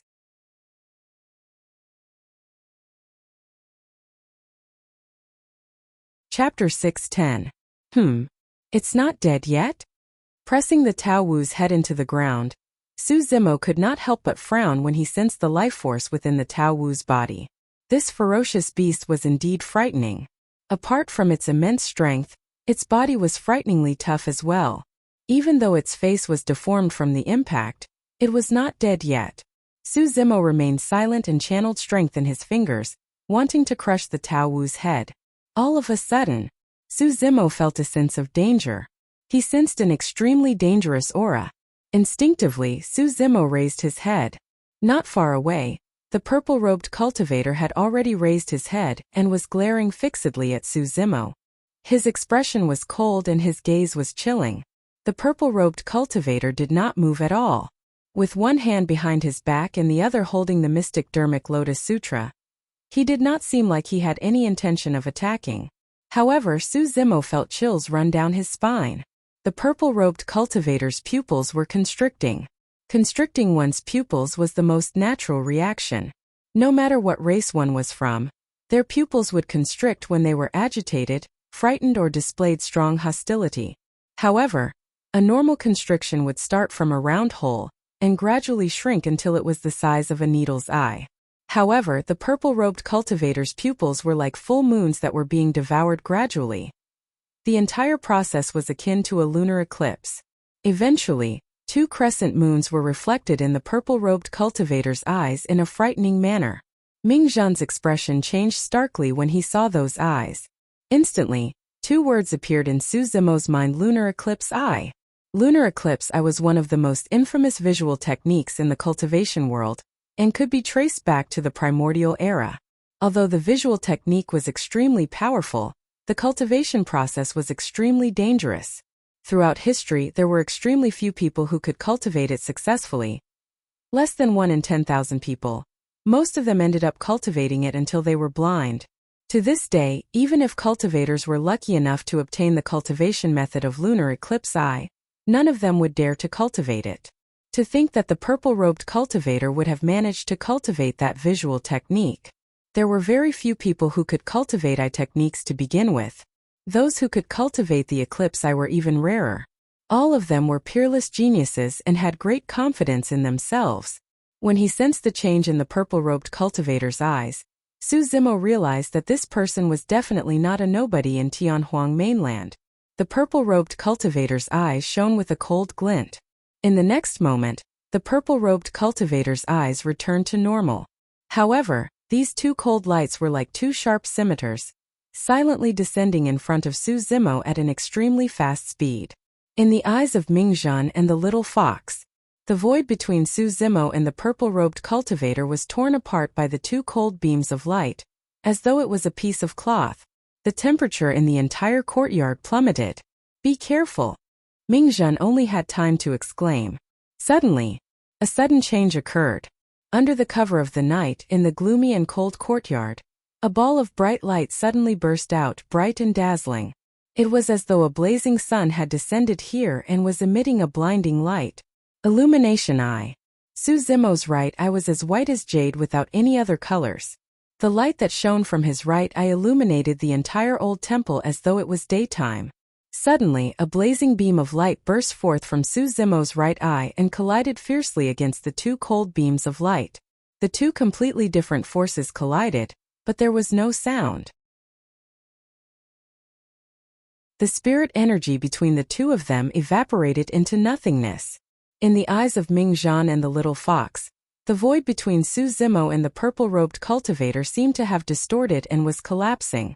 The might of the 2 top-tier visual techniques caused everyone's vision to be severely affected.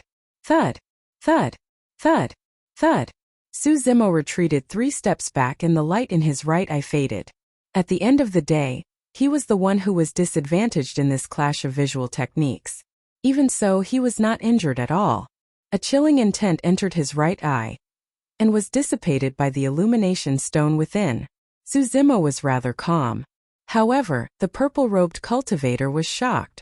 What sort of visual technique was this monk cultivating to be able to fight against his eclipse eye? After all, he had been cultivating the eclipse eye for over 100 years. How old was this gray-robed monk before him? He did not look like he was in his 40s. Even if this person had been cultivating that visual technique since he was in his mother's womb, he would only have been cultivating for 40 years at most. However, this visual technique that he had cultivated for 40 years was able to take on his eclipse eye that he had cultivated for more than 100 years and was only pushed back 3 steps. Something was even stranger. He could not sense any spirit energy fluctuation from the gray-robed monk's body. What was the background of this gray-robed monk? The light in the purple-robed cultivator's eyes intensified, as though he was excited to see a prey. In a flash, the purple-robed cultivator had already arrived before Su Zimo. It was too fast. That burst of speed had even surpassed the limits of Su Zimo's vision. So strong. Without time to think, Su Zimo took a deep breath of air and chanted Sanskrit. Om. The voids trembled and reverberated through the world. The purple-robed cultivator paused for a moment and his ears twitched, leaning towards his face in a strange manner. It was equivalent to blocking out all sounds from the outside world. It reduced the influence of the damning mantra to its lowest. When he noticed that detail, Su Zimo narrowed his eyes with a grim expression. This purple-robed cultivator was even more frightening than he had imagined. Although it was a small action, Su Zimo knew very well that it was extremely difficult to achieve that. This was a manifestation of extreme control over every single inch of his muscles. Splash! The purple-robed cultivator's bloodline rumbled and let out the sound of a tsunami. Tsunami blood. The purple-robed cultivator had also cultivated to the tsunami blood realm. At that moment, Su Zimo's mental state calmed down instead. When he saw how the purple-robed cultivator could control his ears at will, he had already guessed that there was a high chance that this person had cultivated to the tsunami blood realm. The purple-robed cultivator had a domineering aura and swung his arm like a steel whip, smashing down from the skies towards Su Zimo's head. An evil wind howled. The air was filled with a tragic aura. Splash! The sound of a tsunami rumbled from Su Zimo's body as well. In the eyes of Ming Zhan and the little fox, the fight between the two of them was like two oceans that suddenly collided, wanting to devour the other. Both of their bloodlines were way too terrifying. Su Zimo's body was slightly bent and he seemed to be kneeling on one knee. His hands were raised, as though he was submitting to the purple-robed cultivator and offering an immortal fruit. Compared to the purple-robed cultivator's steel whip, Su Zimo's stance looked ordinary and indifferent without any aura to speak of. However, the purple-robed cultivator's expression changed starkly as he sensed an intense killing intent. Bang! His arm collided against Su Zimo's palms. The collision between flesh and blood was not earth-shattering.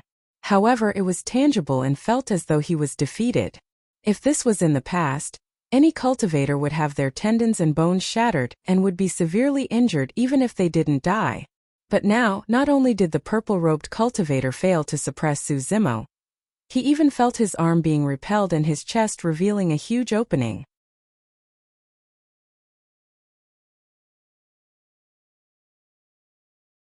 Chapter 6:11. Such a flaw was fleeting, and it was very difficult for most cultivators to grasp it. However, the purple-robed cultivator was up against Su Zimo. A killing move from the mystic classic of the 12 demon kings of the great wilderness tore apart the purple-robed cultivator's arm. However, Su Zimo did not stop and his initially curled body bounced apart. Crackle! His tendons and bones trembled. Boom! His feet landed heavily on the ground and the earth quaked. Making use of that tremendous momentum, Su Zimo extended a pair of muscular arms. His muscles were knotted together and shone with a bronze glow. Spreading his fingers, he grabbed towards the purple-robed cultivator's shoulders. At the same time, Su Zimo bent his knees and pushed forward. His entire body was like a galloping horse, fiercely charging over. After the sanguine ape fruit offering, he made use of the strength of his body bouncing apart and tendons stretching to use the plow heaven stride to reverse his momentum and divine steed dismemberment. There was no pause in the entire process and it was as smooth as flowing water. Instantly, an incomparably tragic aura was released from that collision. Even if a pure-blooded ferocious beast was in front of him, Su Zimo would be able to rip it apart. Divine steed dismemberment was the most ferocious move in the mystic classic of the 12 demon kings of the great wilderness. Apart from that collision, Su Zimo's extended arms were also a killing move. Once he grabbed hold of the purple-robed cultivator's arm, he would rip it off instantly. Initially, the purple-robed cultivator had the advantage. However, after being blocked by Su Zimo's sanguine ape fruit offering, he revealed an opening and his momentum plummeted. The purple-robed cultivator's expression changed slightly at the sight of Su Zimo charging over. He gripped his fists and the knuckles of his middle finger protruded slightly as he punched towards Su Zimo's palms. At the same time, the purple-robed cultivator leaned backward and raised his leg to block Su Zimo's knee. Piak! Piak! Both of their fists and palms collided and shuddered. Bang! Immediately after, Su Zimo's knee slammed into the purple-robed cultivator's foot. The purple-robed cultivator took advantage of the momentum and leaped backwards. His body was as light as cotton, and he floated down slowly without any resistance. That ferocious divine steed dismemberment was neutralized by the purple-robed cultivator with a gentle stance. Su Zimo had fought countless battles since he started cultivating. However, there had never been anyone who could match him in close combat. This purple-robed cultivator was the first. The purple-robed cultivator's figure floated in mid-air. After pausing for a moment, the killing intent in his eyes intensified and he lunged forward once more. Boom! The purple-robed cultivator punched out. There was even a loud bang in the void. The purple-robed cultivator's black hair fluttered and his eyes shone brightly. He seemed to have fused with his surroundings, and that punch contained the might of heaven and earth that was unparalleled. Crash! Su Zimo did not dodge or retreat. He allowed his bloodline to rumble within his body, and his aura had already reached its peak. Close combat was the most dangerous. Any mistake could result in death on the spot. Even against the seemingly unparalleled punch of the purple-robed cultivator, Su Zimo did not choose to retreat. His eyes flickered with a ferocious glint as his battle intent rumbled. Ha! Exhaling, Su Zimo took a step forward against the immense pressure and swung his arm. Green veins popped out and the flesh on his fist expanded by an entire size. That punch was like a gigantic greenish-black seal that descended from the heavens. Both of their gazes were incomparably resolute and unshakable. Boom! The two fists collided. The entire void seemed to have frozen. Ming Zhan and the little fox heard a series of shuddering noises in their ears. Both of their fists were fractured. Both of them were injured. The purple-robed cultivator narrowed his eyes with rage. All these years, no cultivator of the same cultivation realm had been able to injure him. He had not expected that he would be injured in this dilapidated and unassuming old temple. Su Zimo was expressionless. He did not have the extravagant hopes of suppressing the purple-robed cultivator with that punch. After that punch, Su Zimo's palm suddenly went limp, as though it had no strength at all. It landed on the purple-robed cultivator's arm like a limp bull's tongue. The purple-robed cultivator felt his scalp tingle and was alarmed. Boom! Without hesitation, the purple-robed cultivator's spirit energy surged out and gathered on his arm. Su Zimo's palm curled, shook and pulled. Shing! The ropes on the purple-robed cultivator's arm were ripped apart, turning into tattered pieces that floated in midair. The two of them separated immediately after the contact. Although the purple-robed cultivator's arm was fine, it was trembling slightly, as though it had suffered a huge impact. Thankfully, he reacted quickly and released his bloodline and spirit energy at the same time. Otherwise, just now's attack might have snapped his arm on the spot. You have a death. Instantly, the purple-robed cultivator's expression darkened as he glared at Su Zimo and said slowly. His aura changed and a shuddering energy fluctuation appeared in the surroundings. Jindan phenomenon. Although Su Zimo did not have spirit energy, he was extremely sensitive to the power of phenomenons.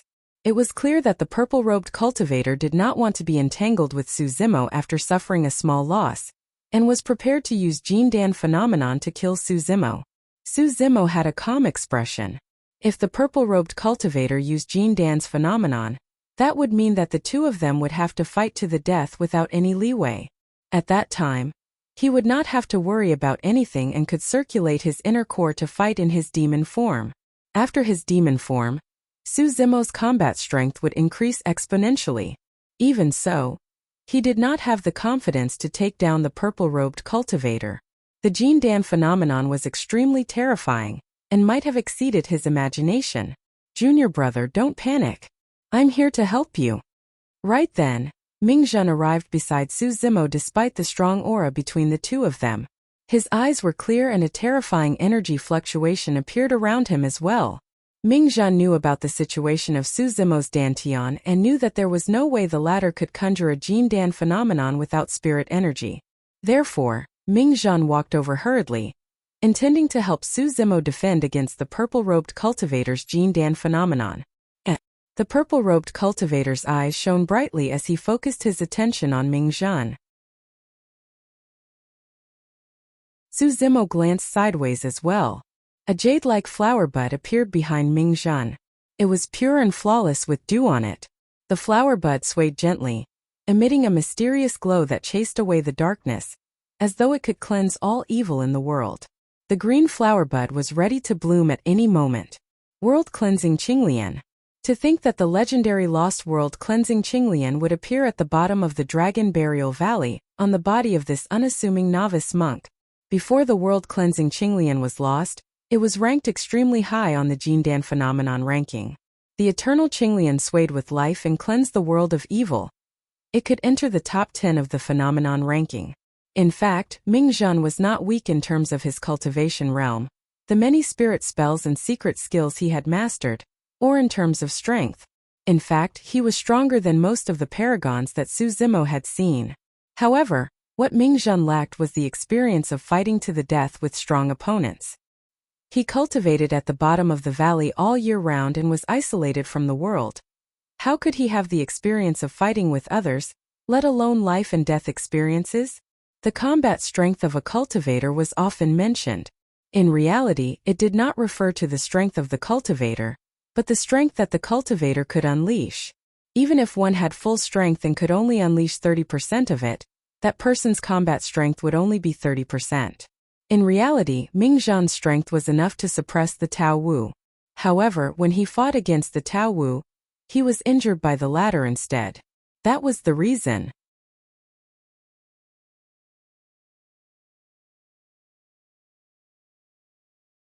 Chapter 6:12. Amidba. Accompanied by a Buddhist proclamation, the doors of the hall were pushed open and an old monk walked out. His brows were long and hung on both sides of his face. His eyes were cloudy as he said softly, "Ming Zhan, you're a guest from afar. Disperse the phenomenon." Ming Zhan nodded. The ferocious glint in Su Zimo's eyes gradually faded as well. Since the old monk was here, the two of them could not fight anymore. The old monk's gaze shifted to the purple-robed cultivator. "Patron, although you're a guest, you've got to follow the rules. You can read the sutras, but if you want to fight here, please leave." His words were neither harsh nor light. In other words, he was warning the purple-robed cultivator to behave himself. Given the old monk's seniority, there was naturally no way he would attack the purple-robed cultivator. However, if the purple-robed cultivator went overboard, the old monk would not mind inviting him out. The purple-robed cultivator sneered, "Reverend, it's fine if you want to protect your two disciples. However, I'd like to ask, can you protect them for the rest of their lives? This man injured my spirit beast." The purple-robed cultivator's expression turned cold as he pointed to Su Zimo, who was not far away, and said coldly, "You can protect him today, but let me give you a piece of advice. It's best if you don't let him out of the valley. It's best if he hides at the bottom of the Dragon Burial Valley for the rest of his life. If I bump into him outside, I'll have his head." The fact that the purple-robed cultivator could say something like that against the old monk was proof of his confidence. The old monk remained silent. Ming Zhan could not help but retort, "Your spirit beast was the one who provoked and wanted to take little Fox away. You're clearly the one in the wrong, so how can you be so righteous? You're being unreasonable." "You want to be reasonable?" The purple-robed cultivator sneered once more. "Little monk, your ignorant look is truly interesting. The world outside is one where the strong prey on the weak. If you're not strong enough, you deserve to be killed. That's the simplest logic." Ming Zhan did not understand that statement, but Su Zimo did. Strictly speaking, the cultivation world was that cruel.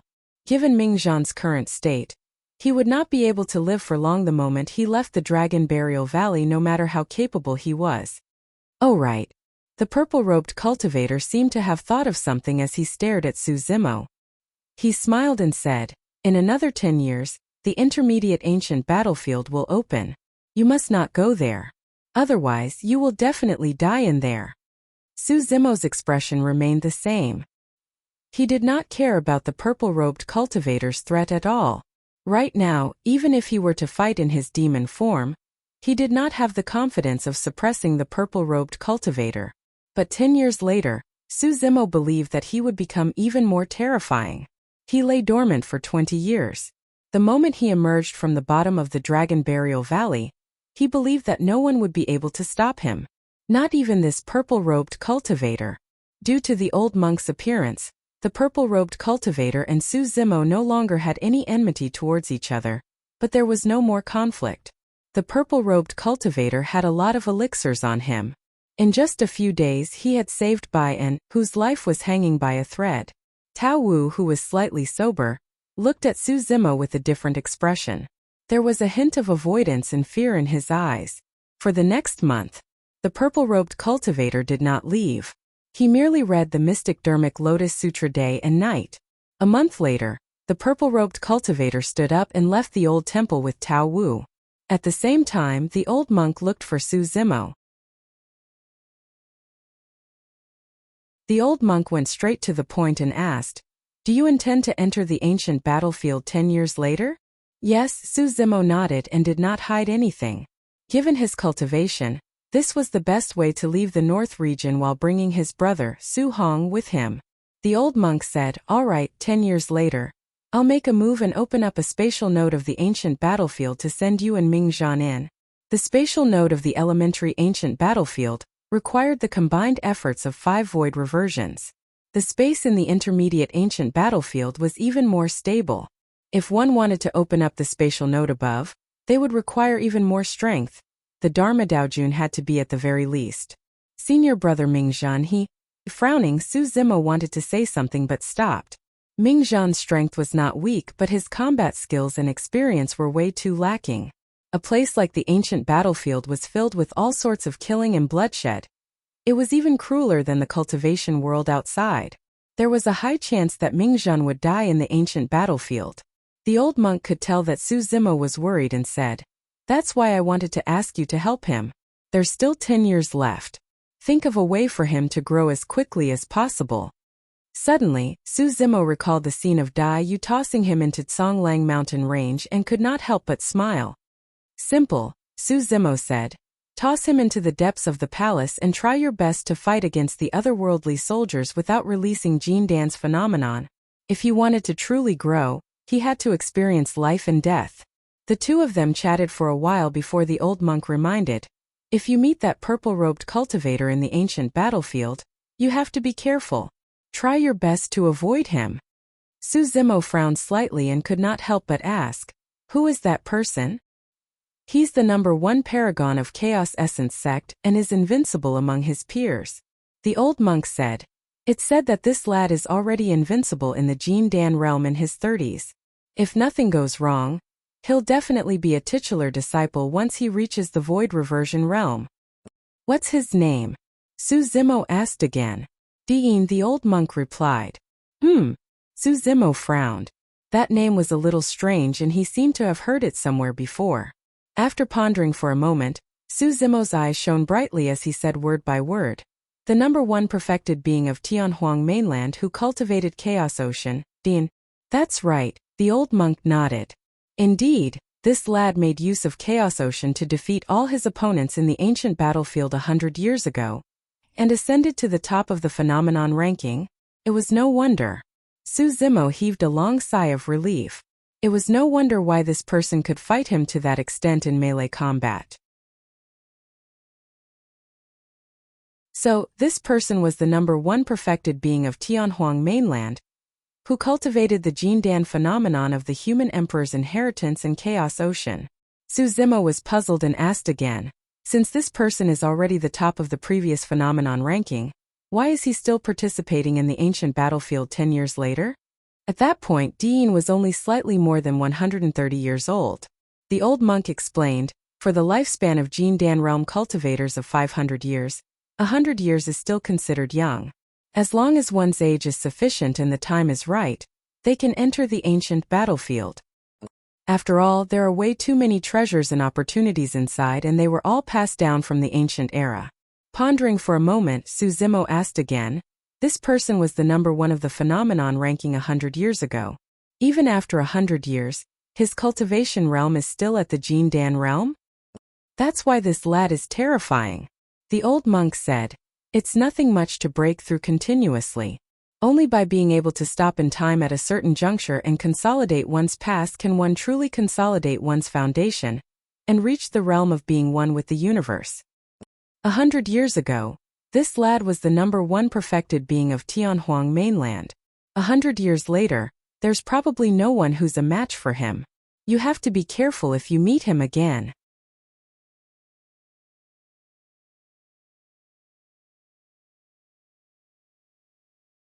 Chapter 6:13. The bottom of the Dragon Burial Valley was isolated from the rest of the world. The sun rose and set and the old temple sat there quietly, far away from the hustle and bustle of the world. It did not seem any different from before. The only difference was that there was an additional young monk with delicate features. There was also an obedient and smart little fox. Every morning the young monk would gaze at the rising sun. In the evening, he would gaze at the setting sun on the horizon once more. It was the same every day without a single break. The young monk's eyes turned brighter. Of course, most of the time during the day, the young monk would choose to read sutras in the sutra chamber and comprehend Zen. Under the green lamp beside the ancient Buddha, the young monk sat on a praying mat with a sutra in his hands. He had a calm expression and his mind was at peace. Beside him, there was a fiery red little fox squatting there. It was quiet and did not move an inch. At night, the young monk would head to the backyard of the old temple once more. In the eerie mausoleum, the roars of dragons, tigers, and thousands of beasts would resound. It would only gradually die down when the sun rose. The cycle repeated day after day, year after year. In the blink of an eye, 20 years passed. Time did not seem to have left any marks on the monk's face.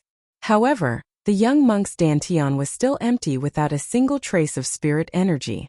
After so many years, the young monk no longer cultivated on purpose. He chanted sutras daily and strolled leisurely. However, as time passed by, a unique aura appeared on the young monk.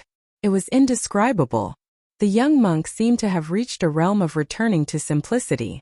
At first glance, this was the most ordinary monk. However, upon closer inspection, one would not be able to see through him, as though he was a mystery. Yet another night passed. In the backyard of the old temple cemetery, the morning sun had just risen and the young monk opened his eyes slowly. Tidying his robes, he bowed deeply to the red-haired burly man not far away. "Thank you for your kindness for the past 20 years. Naturally, the young monk was Suzimo. After so many years, this was the first time Suzimo spoke to the red-headed ghost and thanked him in such a formal manner. As though he sensed something, the red-headed ghost raised his brow and asked, "You're leaving?" Yes, Suzimo nodded. Yes, the red-headed ghost answered absent-mindedly.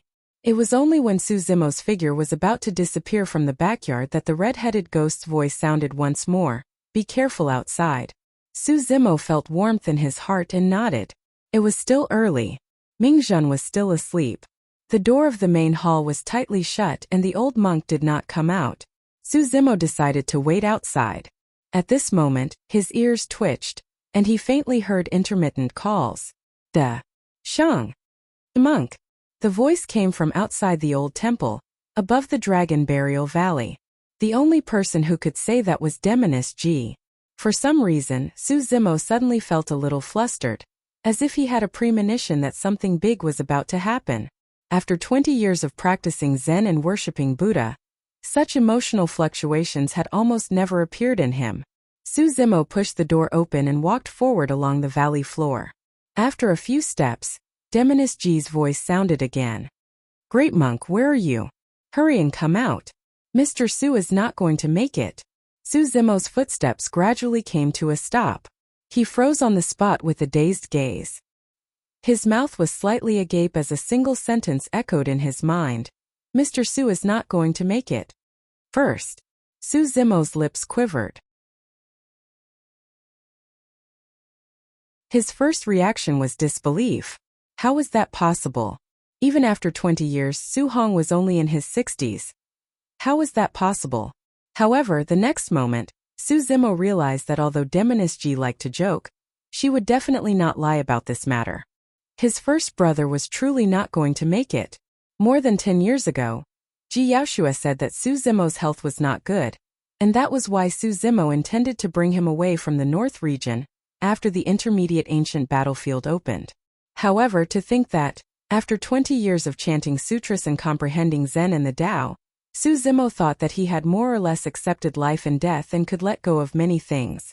To think that he would still feel a piercing pain the moment he heard the news. It was extremely painful. At the bottom of the Dragon Burial Valley, Su Zimo leaned against the cold walls of the valley and slid to the ground weakly.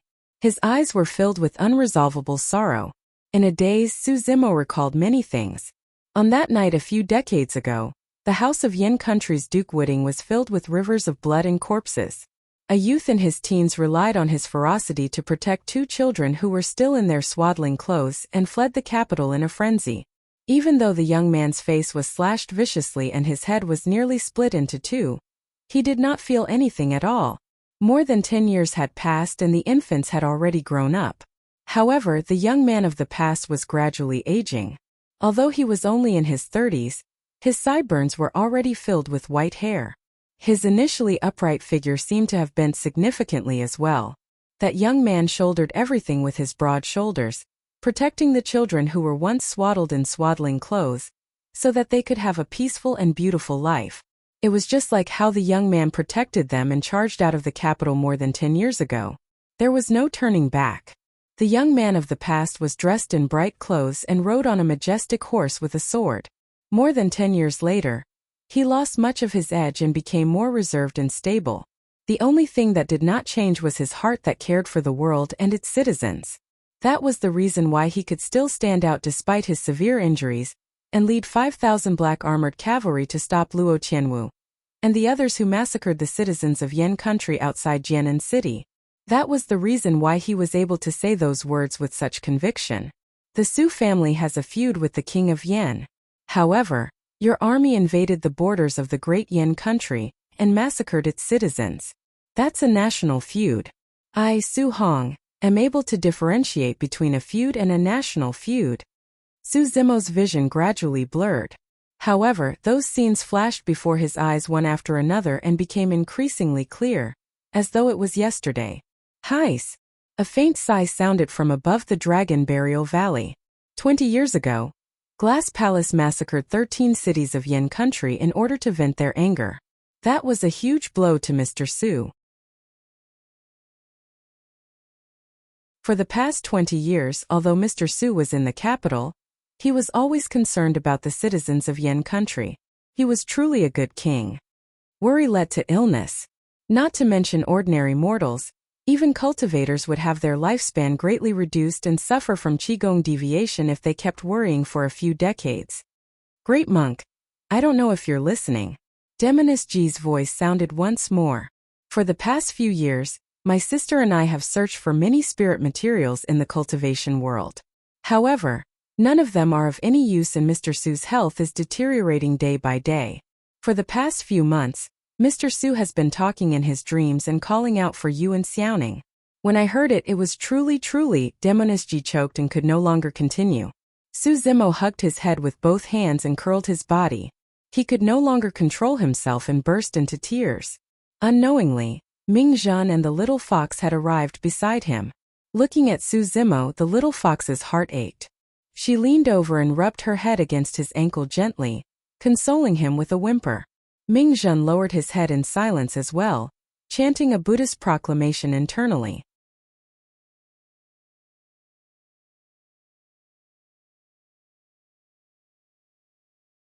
Chapter 6:14. Backyard of the Old Temple. The old monk and the red-headed ghost gazed into the distance, as though their gazes could penetrate the voids and land on the young monk who was sobbing. Both of them exchanged glances. Heis! The old monk sighed deeply. The red-headed ghost lamented. This day was bound to come sooner or later. It's good that he has to face it eventually. Who can say for sure whether it's good or bad? The old monk shook his head. Bald monk, what do you mean? The red-headed ghost could tell that there was a hidden meaning in the old monk's words. The old monk said, "This lad is sentimental and Mr. Su is a shackle to him. It's because of this shackle that he shaved his head and became a monk.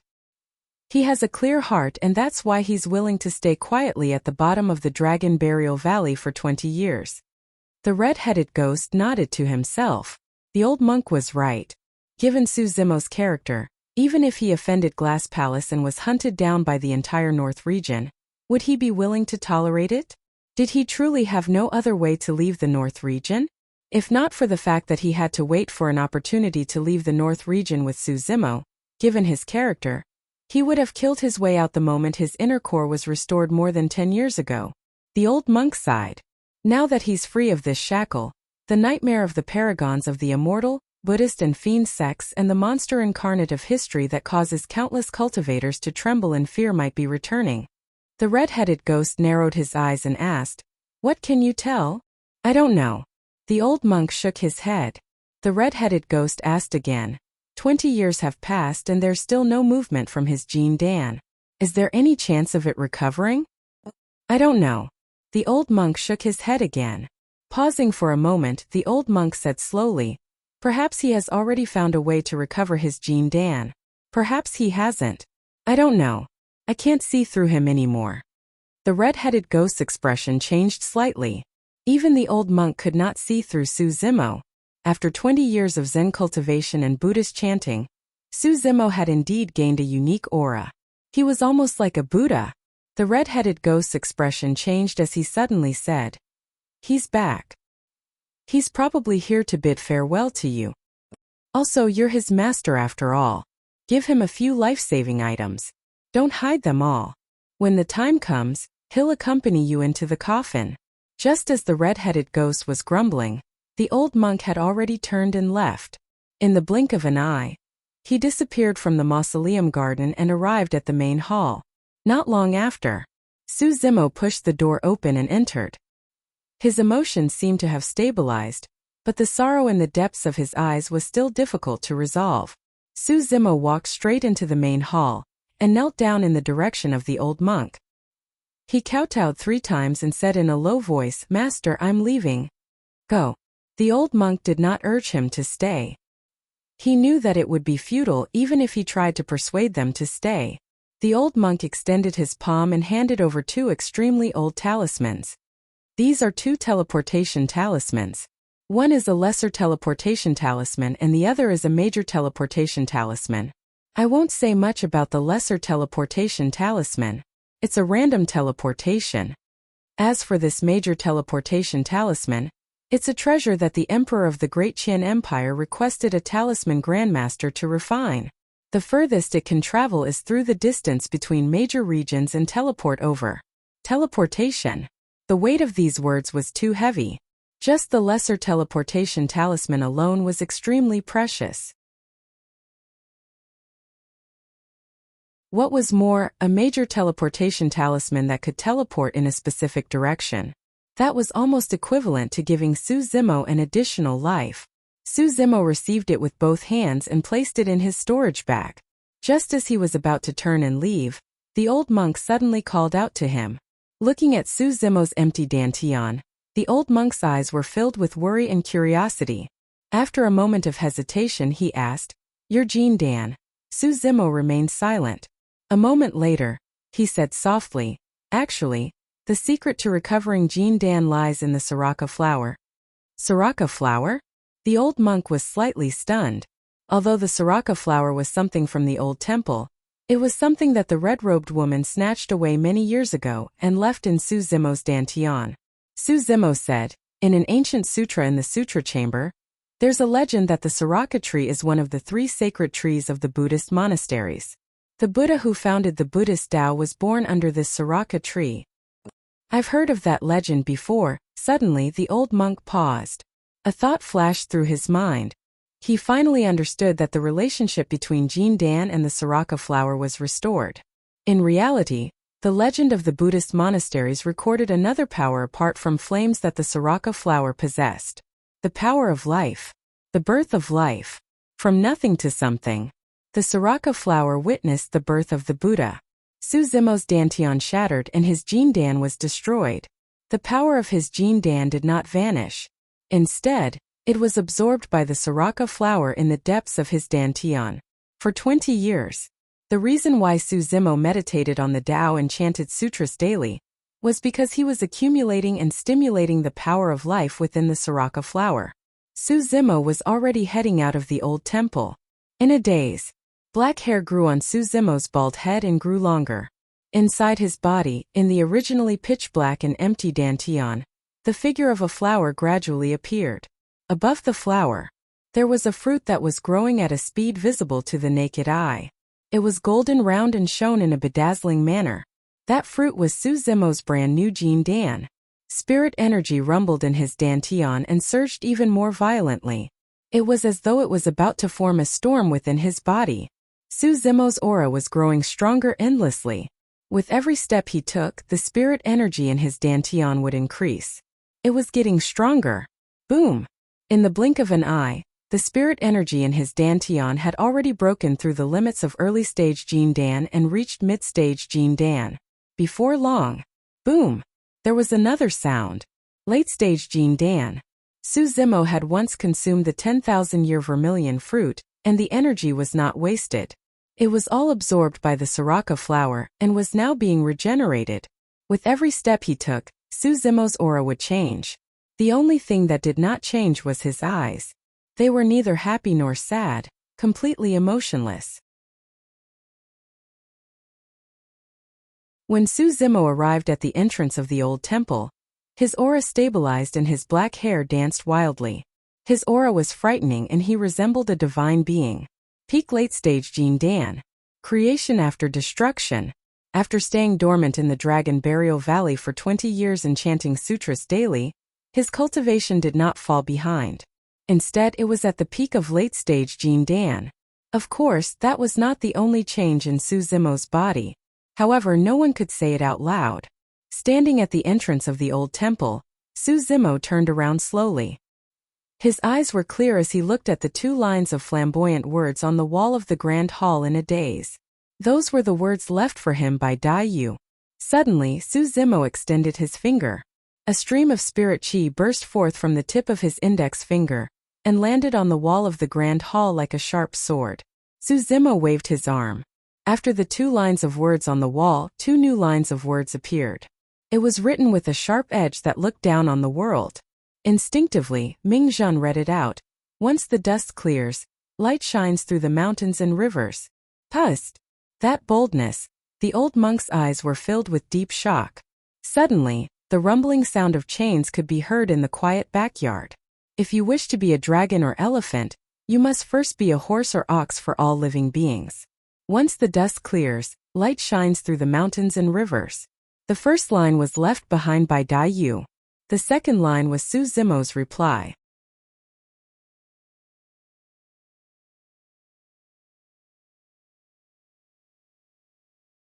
Chapter 6:15. Swash! A white beam of light tore through the air in the backyard of the old temple. It descended in the courtyard like a round moon in the skies, pure and flawless. Moon concealment bow. Su Zimo reached out to receive it and caressed it gently. The 6th Khanate spirit pattern that was initially incomplete on the bow was now incomparably clear. A Khanate spirit weapon. After 15 years of absorbing the essence of the sun and moon at the bottom of the Dragon Burial Valley, the moon concealment bow finally became a Khanate spirit weapon. Su Zimo kept the moon concealment bow in his storage bag with a calm expression. Take this. A voice sounded in Su Zimo's mind. Before his sentence was finished, the sound of metal clashing echoed through the backyard, reverberating through the world with a murderous aura.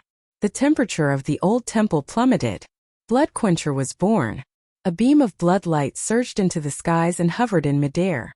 The 6 spirit patterns shone with a bedazzling brilliance. The strangest thing was that the 6th spirit pattern was blood red. That Khanate spirit pattern dyed the light around Blood Quencher red. The saber gave off a strong blood stench that sent chills down one's spine. As the red-headed ghost had expected, Blood Quencher had indeed undergone a shocking transformation after being buried in the cemetery at the back and soaked in the blood of many peerless experts from 10,000 years ago. Apart from the sharpness of a Khanate spirit weapon, Blood Quencher had a torrential ferocity. The bloodlight and blood stench emitted by the saber could even affect the minds of cultivators. The little fox's cultivation was insufficient, and a single glance was enough to send chills down her spine. It was as though a grim hell had appeared before her eyes, with corpses and blood flowing everywhere. The little fox shuddered and closed her eyes hurriedly. Mingzhan's expression changed slightly, as well as he chanted a Buddhist proclamation to compose himself. Ooh, ooh. Suddenly Blood Quencher sped towards Su Zimo with a murderous aura.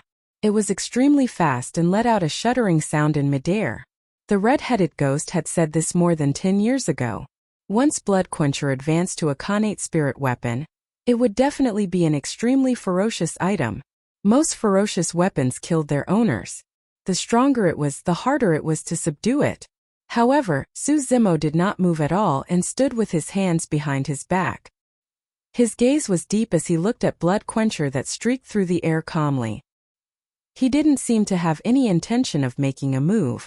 However, for some unknown reason, the closer Blood Quencher was to Su Zimo, the slower it became, as though it was stuck in a swamp. Mingzhan and the little fox both widened their eyes.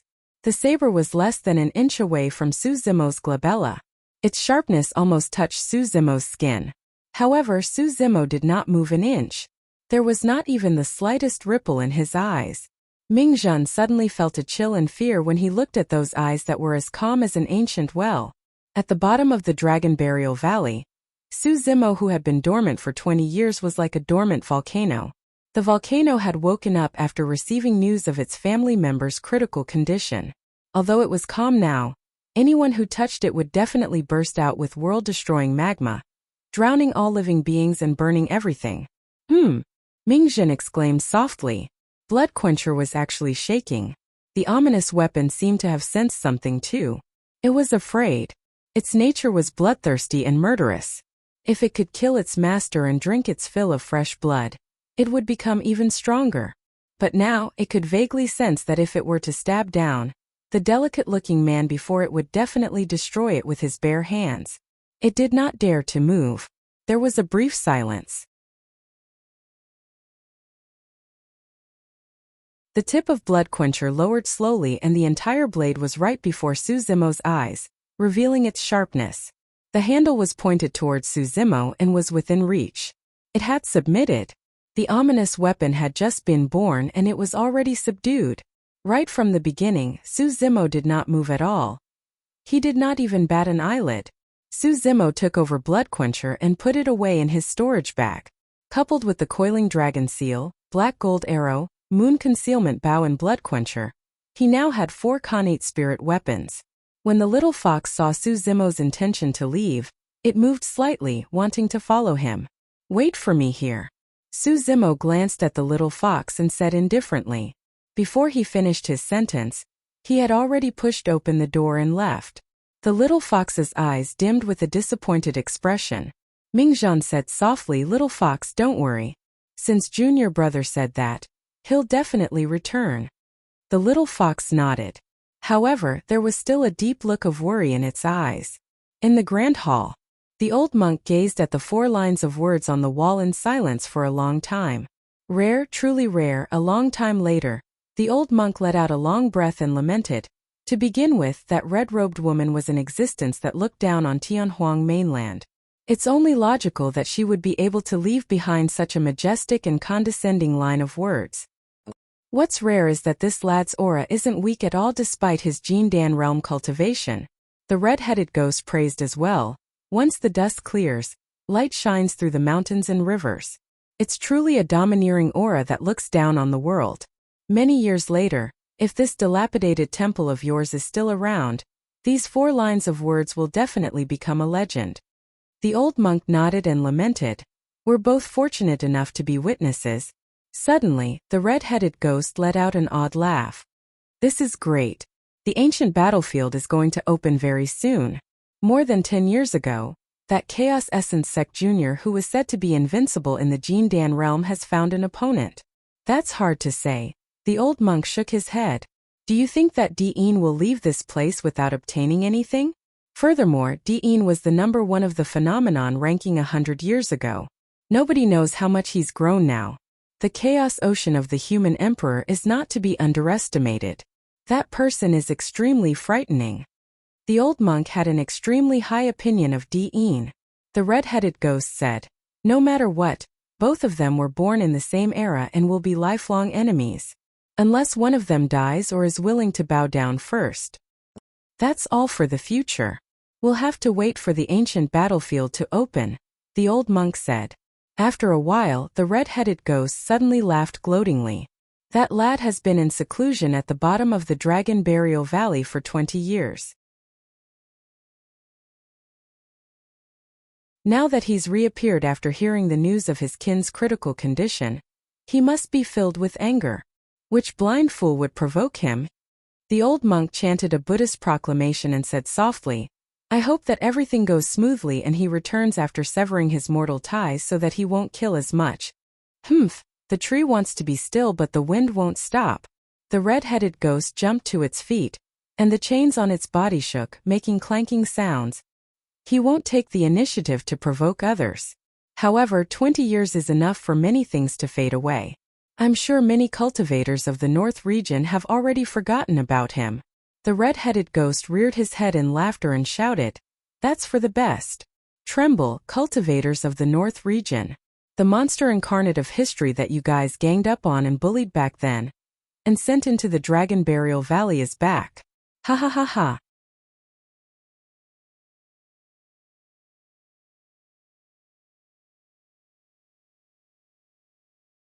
Chapter 6:16. Dragon Burial Valley. Demoness G had been standing at the edge of the cliff for a long time with a slight frown. The cold wind ruffled her skirt and she was filled with worries. Just as she was about to give up and leave, a figure appeared not far away. It was getting closer. That green robes were so familiar. Demoness G heaved a sigh of relief. After 20 years, Suzimo did not seem to be any different from before. The only difference was that he had a unique aura that was indescribable. Demoness G's heart skipped a beat, and she used her spirit-peering art to check out Suzimo's dantian. Immediately after, a look of pity flashed through her eyes. "Sigh, how can a shattered dantian recover? I was thinking too much." Demoness G sighed internally. Through her check, Suzimo's dantian was like a pool of stagnant water without any spirit energy. In reality, Suzimo's dantian was indeed different from before after this tribulation. The Jin Dan shattered and formed a black hole-like existence. The Soraka flower was hidden within that black hole. As long as Suzimo did not use spirit energy, other cultivators would not be able to detect it and would only be able to check out an empty dantian. If they knew nothing about him in the past, he would be nothing more than an ordinary mortal in the eyes of others. "Zimo, have you been well all these years?" It was rare for Demoness G to not joke around. Instead, she was a little sentimental with a hint of heartache and pity in her eyes. 20 years ago, this person in front of him was so dazzling. Even some cultivators in Tianhuang mainland had heard of him, let alone the North region. But now, most people in the North region had probably forgotten about him, let alone Tianhuang mainland. Suzimo replied calmly, "I'm fine. I know where Mr. Su is. I'll take you there." Su Hong did not have much lifespan left, and the earlier they met, the better. Demoness G knew what Suzimo was thinking and led the way without hesitation. Suzimo followed closely behind. The two of them sped through the Great Qian ruins. Arriving at the depths of the Imperial Palace, Suzimo paused as he looked at the blood-stained ruins beneath his feet. 20 years ago, when the vermilion fruit was born, the geniuses of the North region gathered. It was unknown how many geniuses had died in that battle. That fire burned through half the sky. The temperature of the golden magma was extremely high, burning the ground until it was riddled with holes. The underground palace had long collapsed, burying the underground cavern. The mysterious golden volcano was also buried deep underground. No matter what secrets there were, it was likely that no one would know. After a slight pause, Suzimo caught up to Demoness G once more and suddenly asked, "Is Yaoshua in trouble?" Su Hong was in a critical condition. If Ji Yaoshua knew about this, she would definitely come to inform them. Unless she was in trouble and couldn't leave. Yes. Demoness G nodded. Over the years, there have been frequent wars in the North region with the rise of feudal lords. The other three dynasties are eyeing us covetously, and the Great Zhou royal court is also in turmoil with internal and external troubles. 2 years ago, the Xia, Shang, and Yu dynasties joined forces and formed an alliance army to invade the borders of the Great Zhou dynasty. They wanted to destroy the Great Zhou dynasty completely and divide its territory. Su Zimo asked in a seemingly casual manner, "What are the cultivators of the dynasties fighting?" Most of the armies are formed by foundation establishment and Jindan cultivators. Of course, there are also Jining Xinjuan cultivators accompanying the armies. Void reversions won't appear on the front lines yet. Void reversions will only appear for the final battle if the Alliance army reaches the capital and is on the verge of collapsing. Demoness Ji replied. Su Zimo hummed in acknowledgement.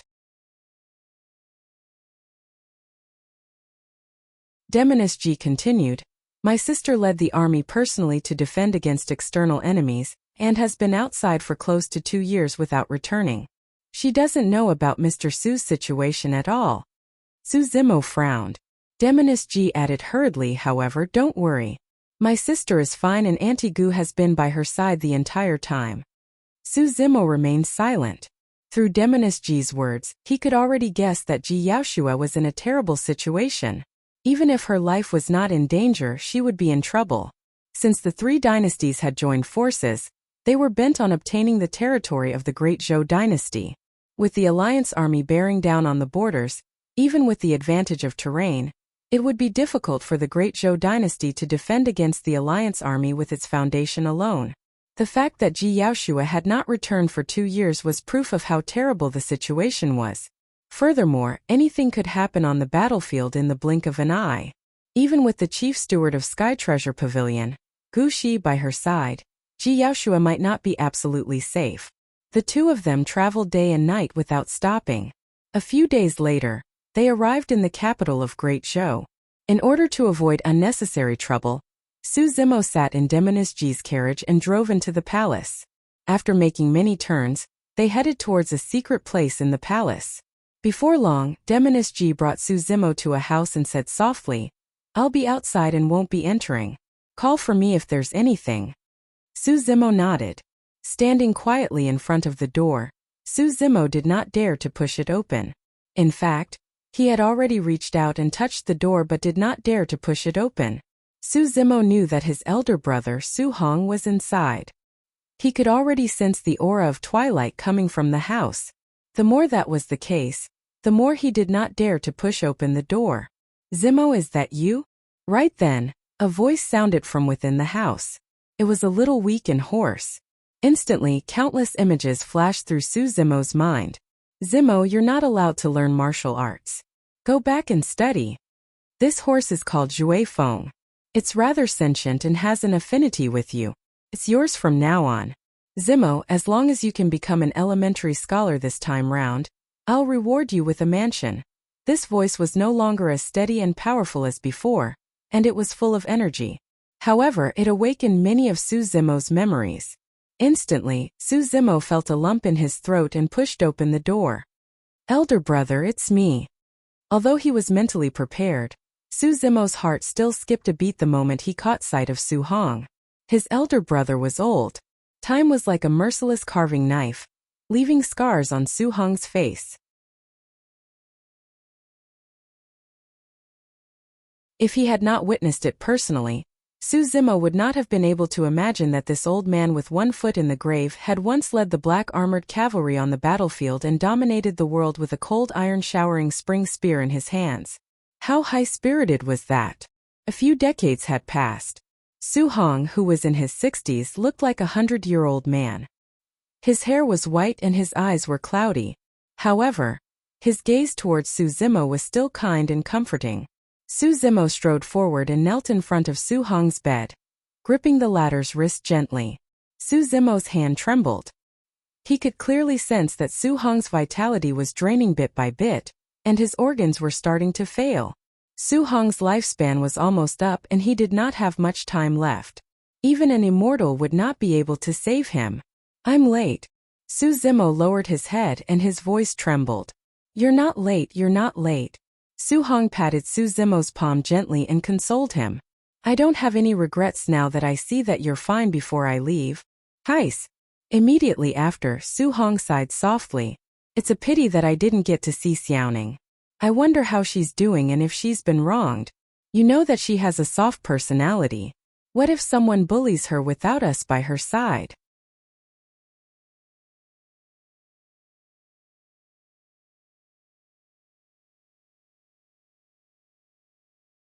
Chapter 6:17.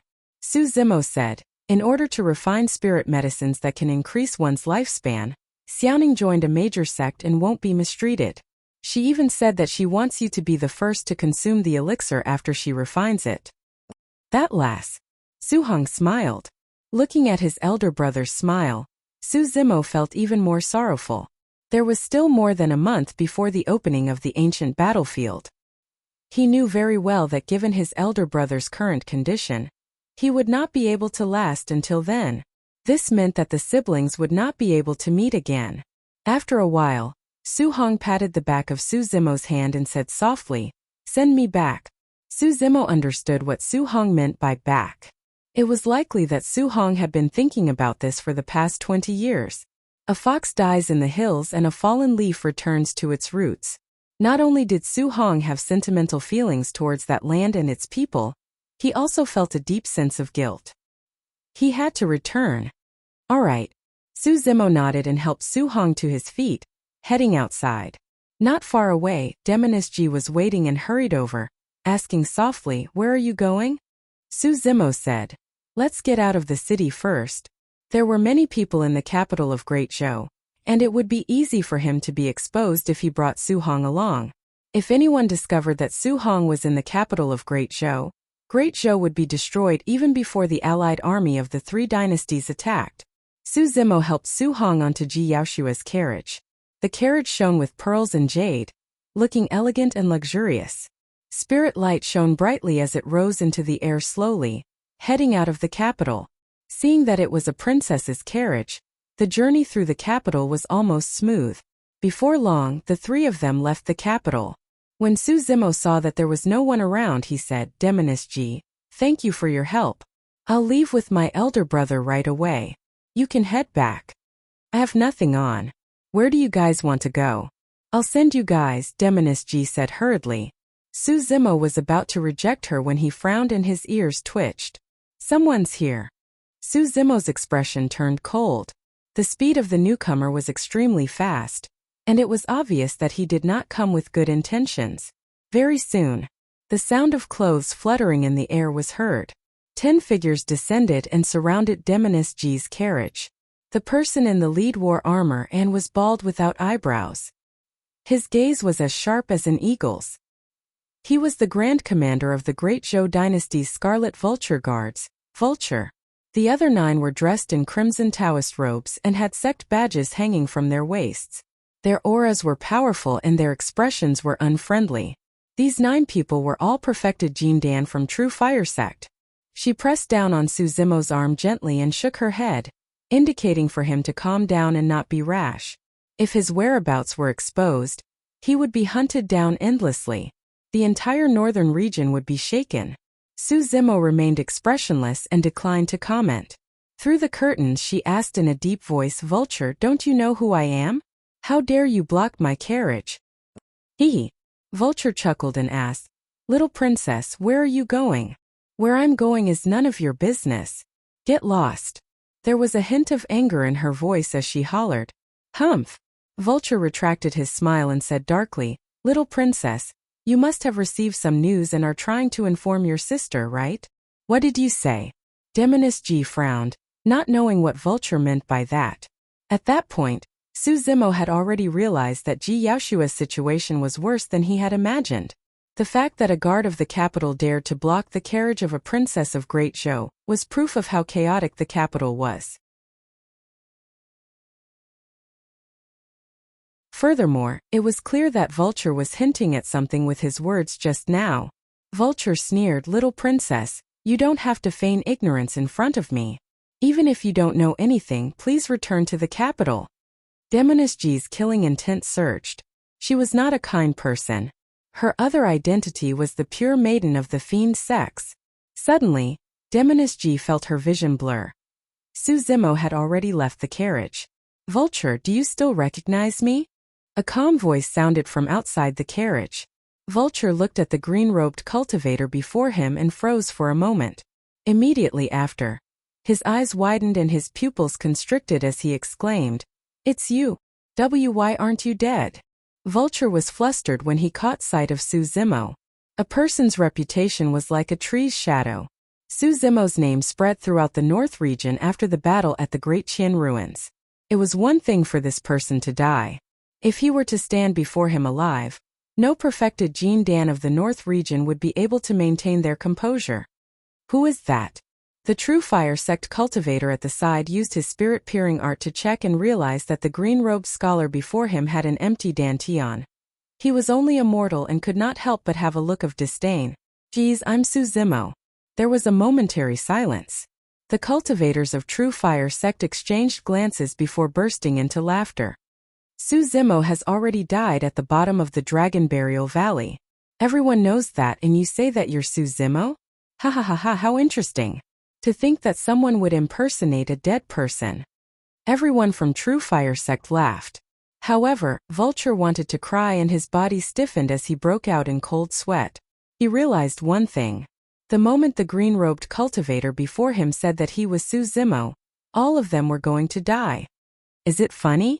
Before the laughter of a True Fire sect cultivator stopped, his vision blurred and a cold voice sounded by his ears. So fast. That was the final thought in that person's mind.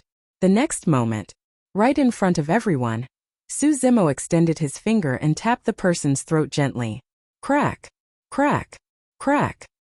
His throat shattered and a perfected Jin Dan died on the spot. How dare you? Thief, how dare you? The other perfected Jin Dan sect cultivators were enraged and hollered. Clang, clang.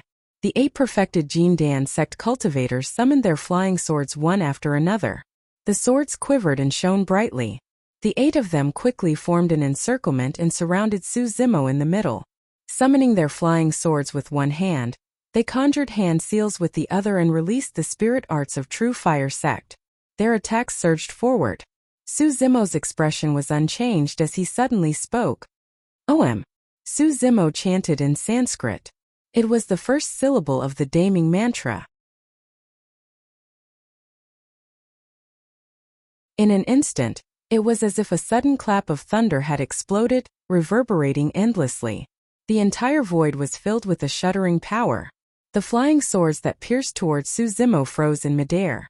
The spirit arts of the 8 perfected beings of True Fire sect dissipated in midair. The 8 of them were motionless on the spot with bloodshot eyes that bulged out. Vulture could see it clearly.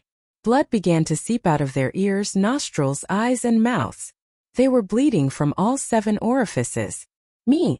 Su Zimo spoke once more. The second Sanskrit voice descended. Bang, bang, bang, bang.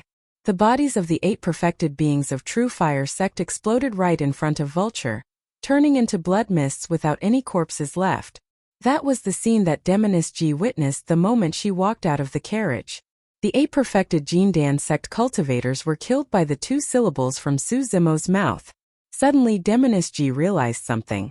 After 20 years, not only did Su Zimo's combat strength not weaken, it had even grown to a terrifying level where even she could no longer see through him.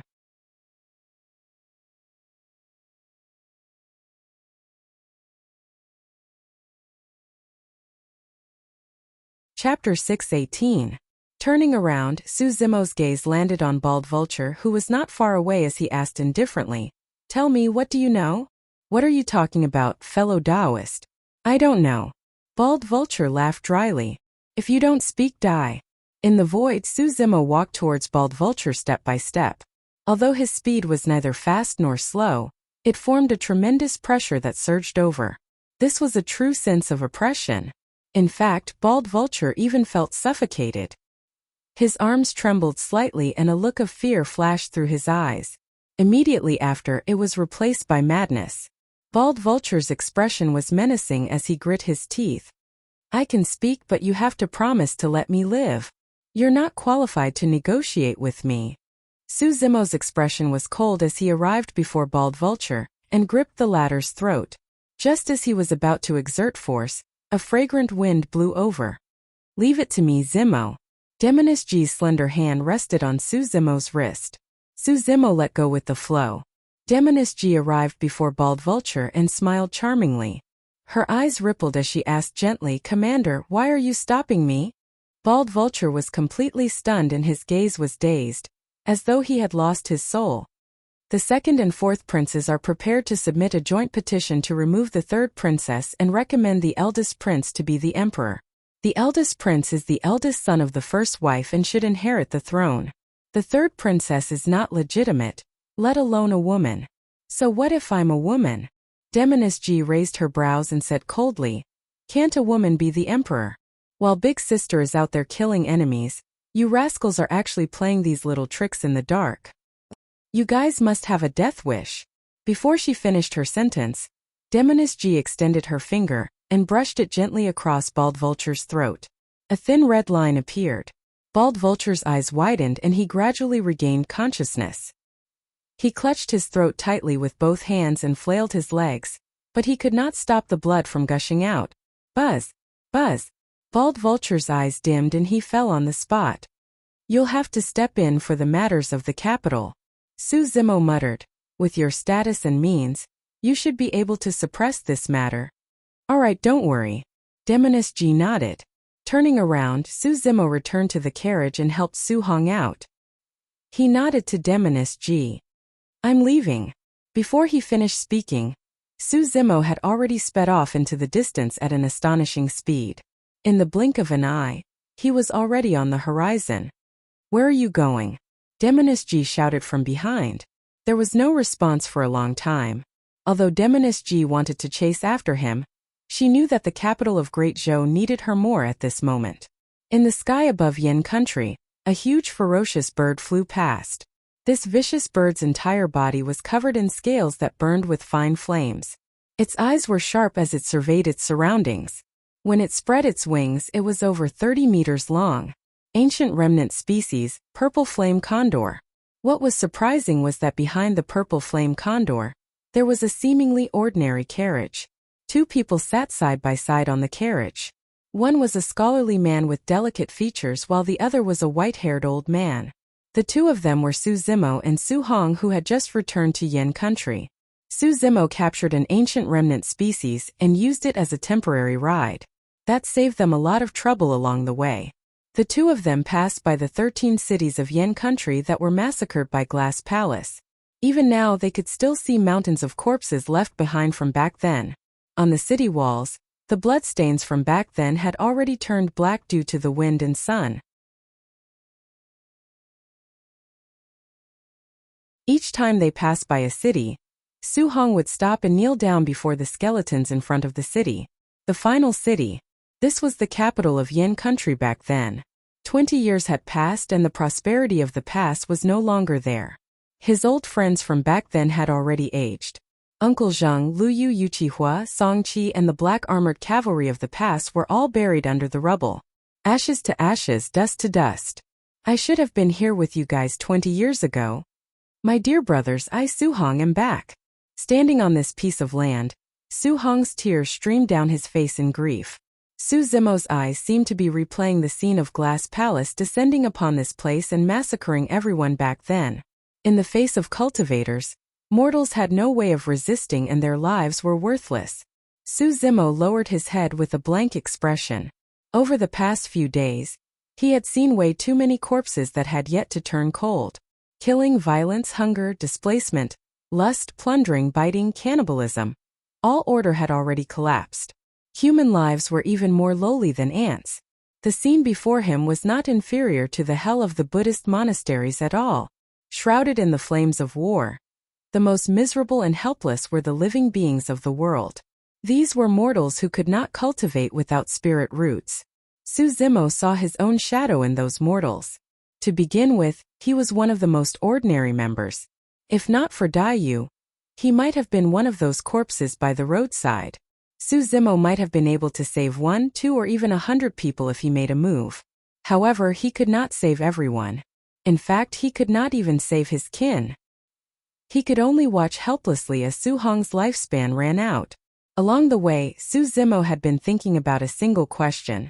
So what if he came out 10 years earlier? Could he save Su Hong? Su Hong was only a mortal after all. 20, 30, 40 years later, his lifespan would run out and the two of them would have to part eventually. Even if he did not offend Glass Palace, would the living beings of the world not suffer such a calamity? When war arrived, the mortals would be the first to suffer. In the face of cultivators, mortals had no control over their own fates. Cultivators could trample on the dignity of mortals as they wished. No matter how the mortals struggled, it was to no avail. If not for Dai Yu back then, Su Zimo would have been killed by Zhou Dingyun, who had returned from his cultivation. He was lucky. Dai Yu changed his fate for him. However, who would change Su Hong's fate? Who would change the fates of the living beings of the world? Were these mortals who did not have spirit roots and could not cultivate destined to become sacrifices of war? Food for demon beasts and corpses beneath the feet of cultivators? Su Zimo was no saint. He had never thought of using his own strength to save the people of the world from calamity. He merely wanted his kin to live on. He merely thought that perhaps all the mortals in the world should have a chance to fight against fate. I want to establish a Dao. All of a sudden, Su Zimo raised his head and gripped his fists.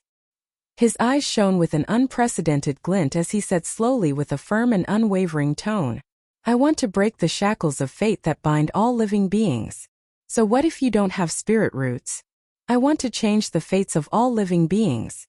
I want all living beings in the world to be able to cultivate and become immortals. His voice reverberated through the world, reverberating endlessly. Boom! The moment he said that, the sky was clear for thousands of miles, but there was a sudden clap of thunder. It was as though the gods in the heavens were alarmed as a shuddering might engulfed everything. It was unstoppable like the might of the heavens. At the same time, in secret places all over Tianhuang mainland, patriarchs were jolted awake from their seclusion and looked up at the firmaments with shocked expressions. Enigma Palace. An old man with a Confucian crown on his head seemed to have sensed something and pinched his fingers to divine. He could not help but be shocked. Someone made a huge vow that even the heavens were alarmed.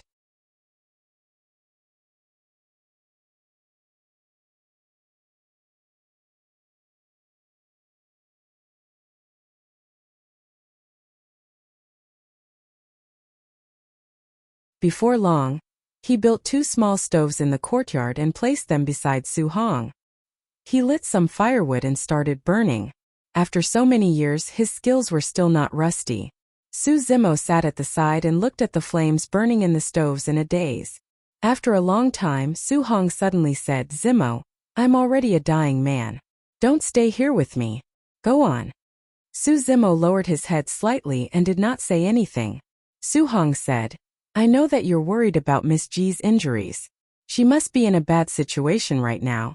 Go and take a look at her and help her. She'll be fine. Su Zimo said, as the Empress, if something major happened to her, the news would have spread long ago. Su Hong shook his head and sighed internally. He could tell that although Su Zimo said that, he could not hide the worry in the depths of his eyes. Brother rests well. Don't think too much about these things. Su Zimo tucked Su Hong under the blanket and said softly. Su Hong nodded and felt his eyelids getting heavier. The capital of Great Zhou was far away from Pingyang town. Even a strong person would feel tired, let alone an old man on his deathbed. Unknowingly, Su Hong gradually fell asleep. Su Zimo sat in the courtyard and looked towards the south of Tsonglang mountain range. His gaze was dark and his expression was cold, not saying a word. Until nightfall. Su Hong was already sleeping soundly. Su Zimo finally got up slowly and sped towards Tsonglang mountain range.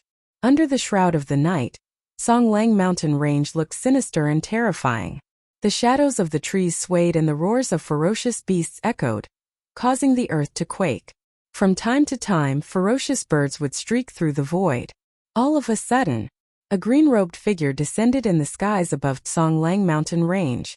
Under the cold moonlight, demonic chi coiled around that person, conjuring a series of lifelike, menacing-looking ancient demons. Su Zimo stood in midair with the tall figure. His black hair danced and his eyes were bloodshot, resembling a peerless demon king. In an instant, all the demon beasts in Tsonglang mountain range caught sight of that figure. Roar! Su Zimo opened his mouth and let out a deafening roar towards the mountain range beneath his feet. The weather changed. All the demon beasts sensed a shuddering aura from Su Zimo. It was a fear that came from the depths of their bloodlines. A new king of Tsonglang mountain range was born. All the spirit beasts and most of the spirit demons sprawled on the ground, silent out of fear. However, there were still some demon beasts that had menacing gazes and ferocious expressions. Howl! The overlord of Tsonglang mountain range, the Blue Wolf King, leaped into the air and howled into the skies. The pack of wolves rose one after another and echoed it. The howl reverberated through the wilderness. Without a word, Su Zimo stepped into the air and arrived before the Blue Wolf King.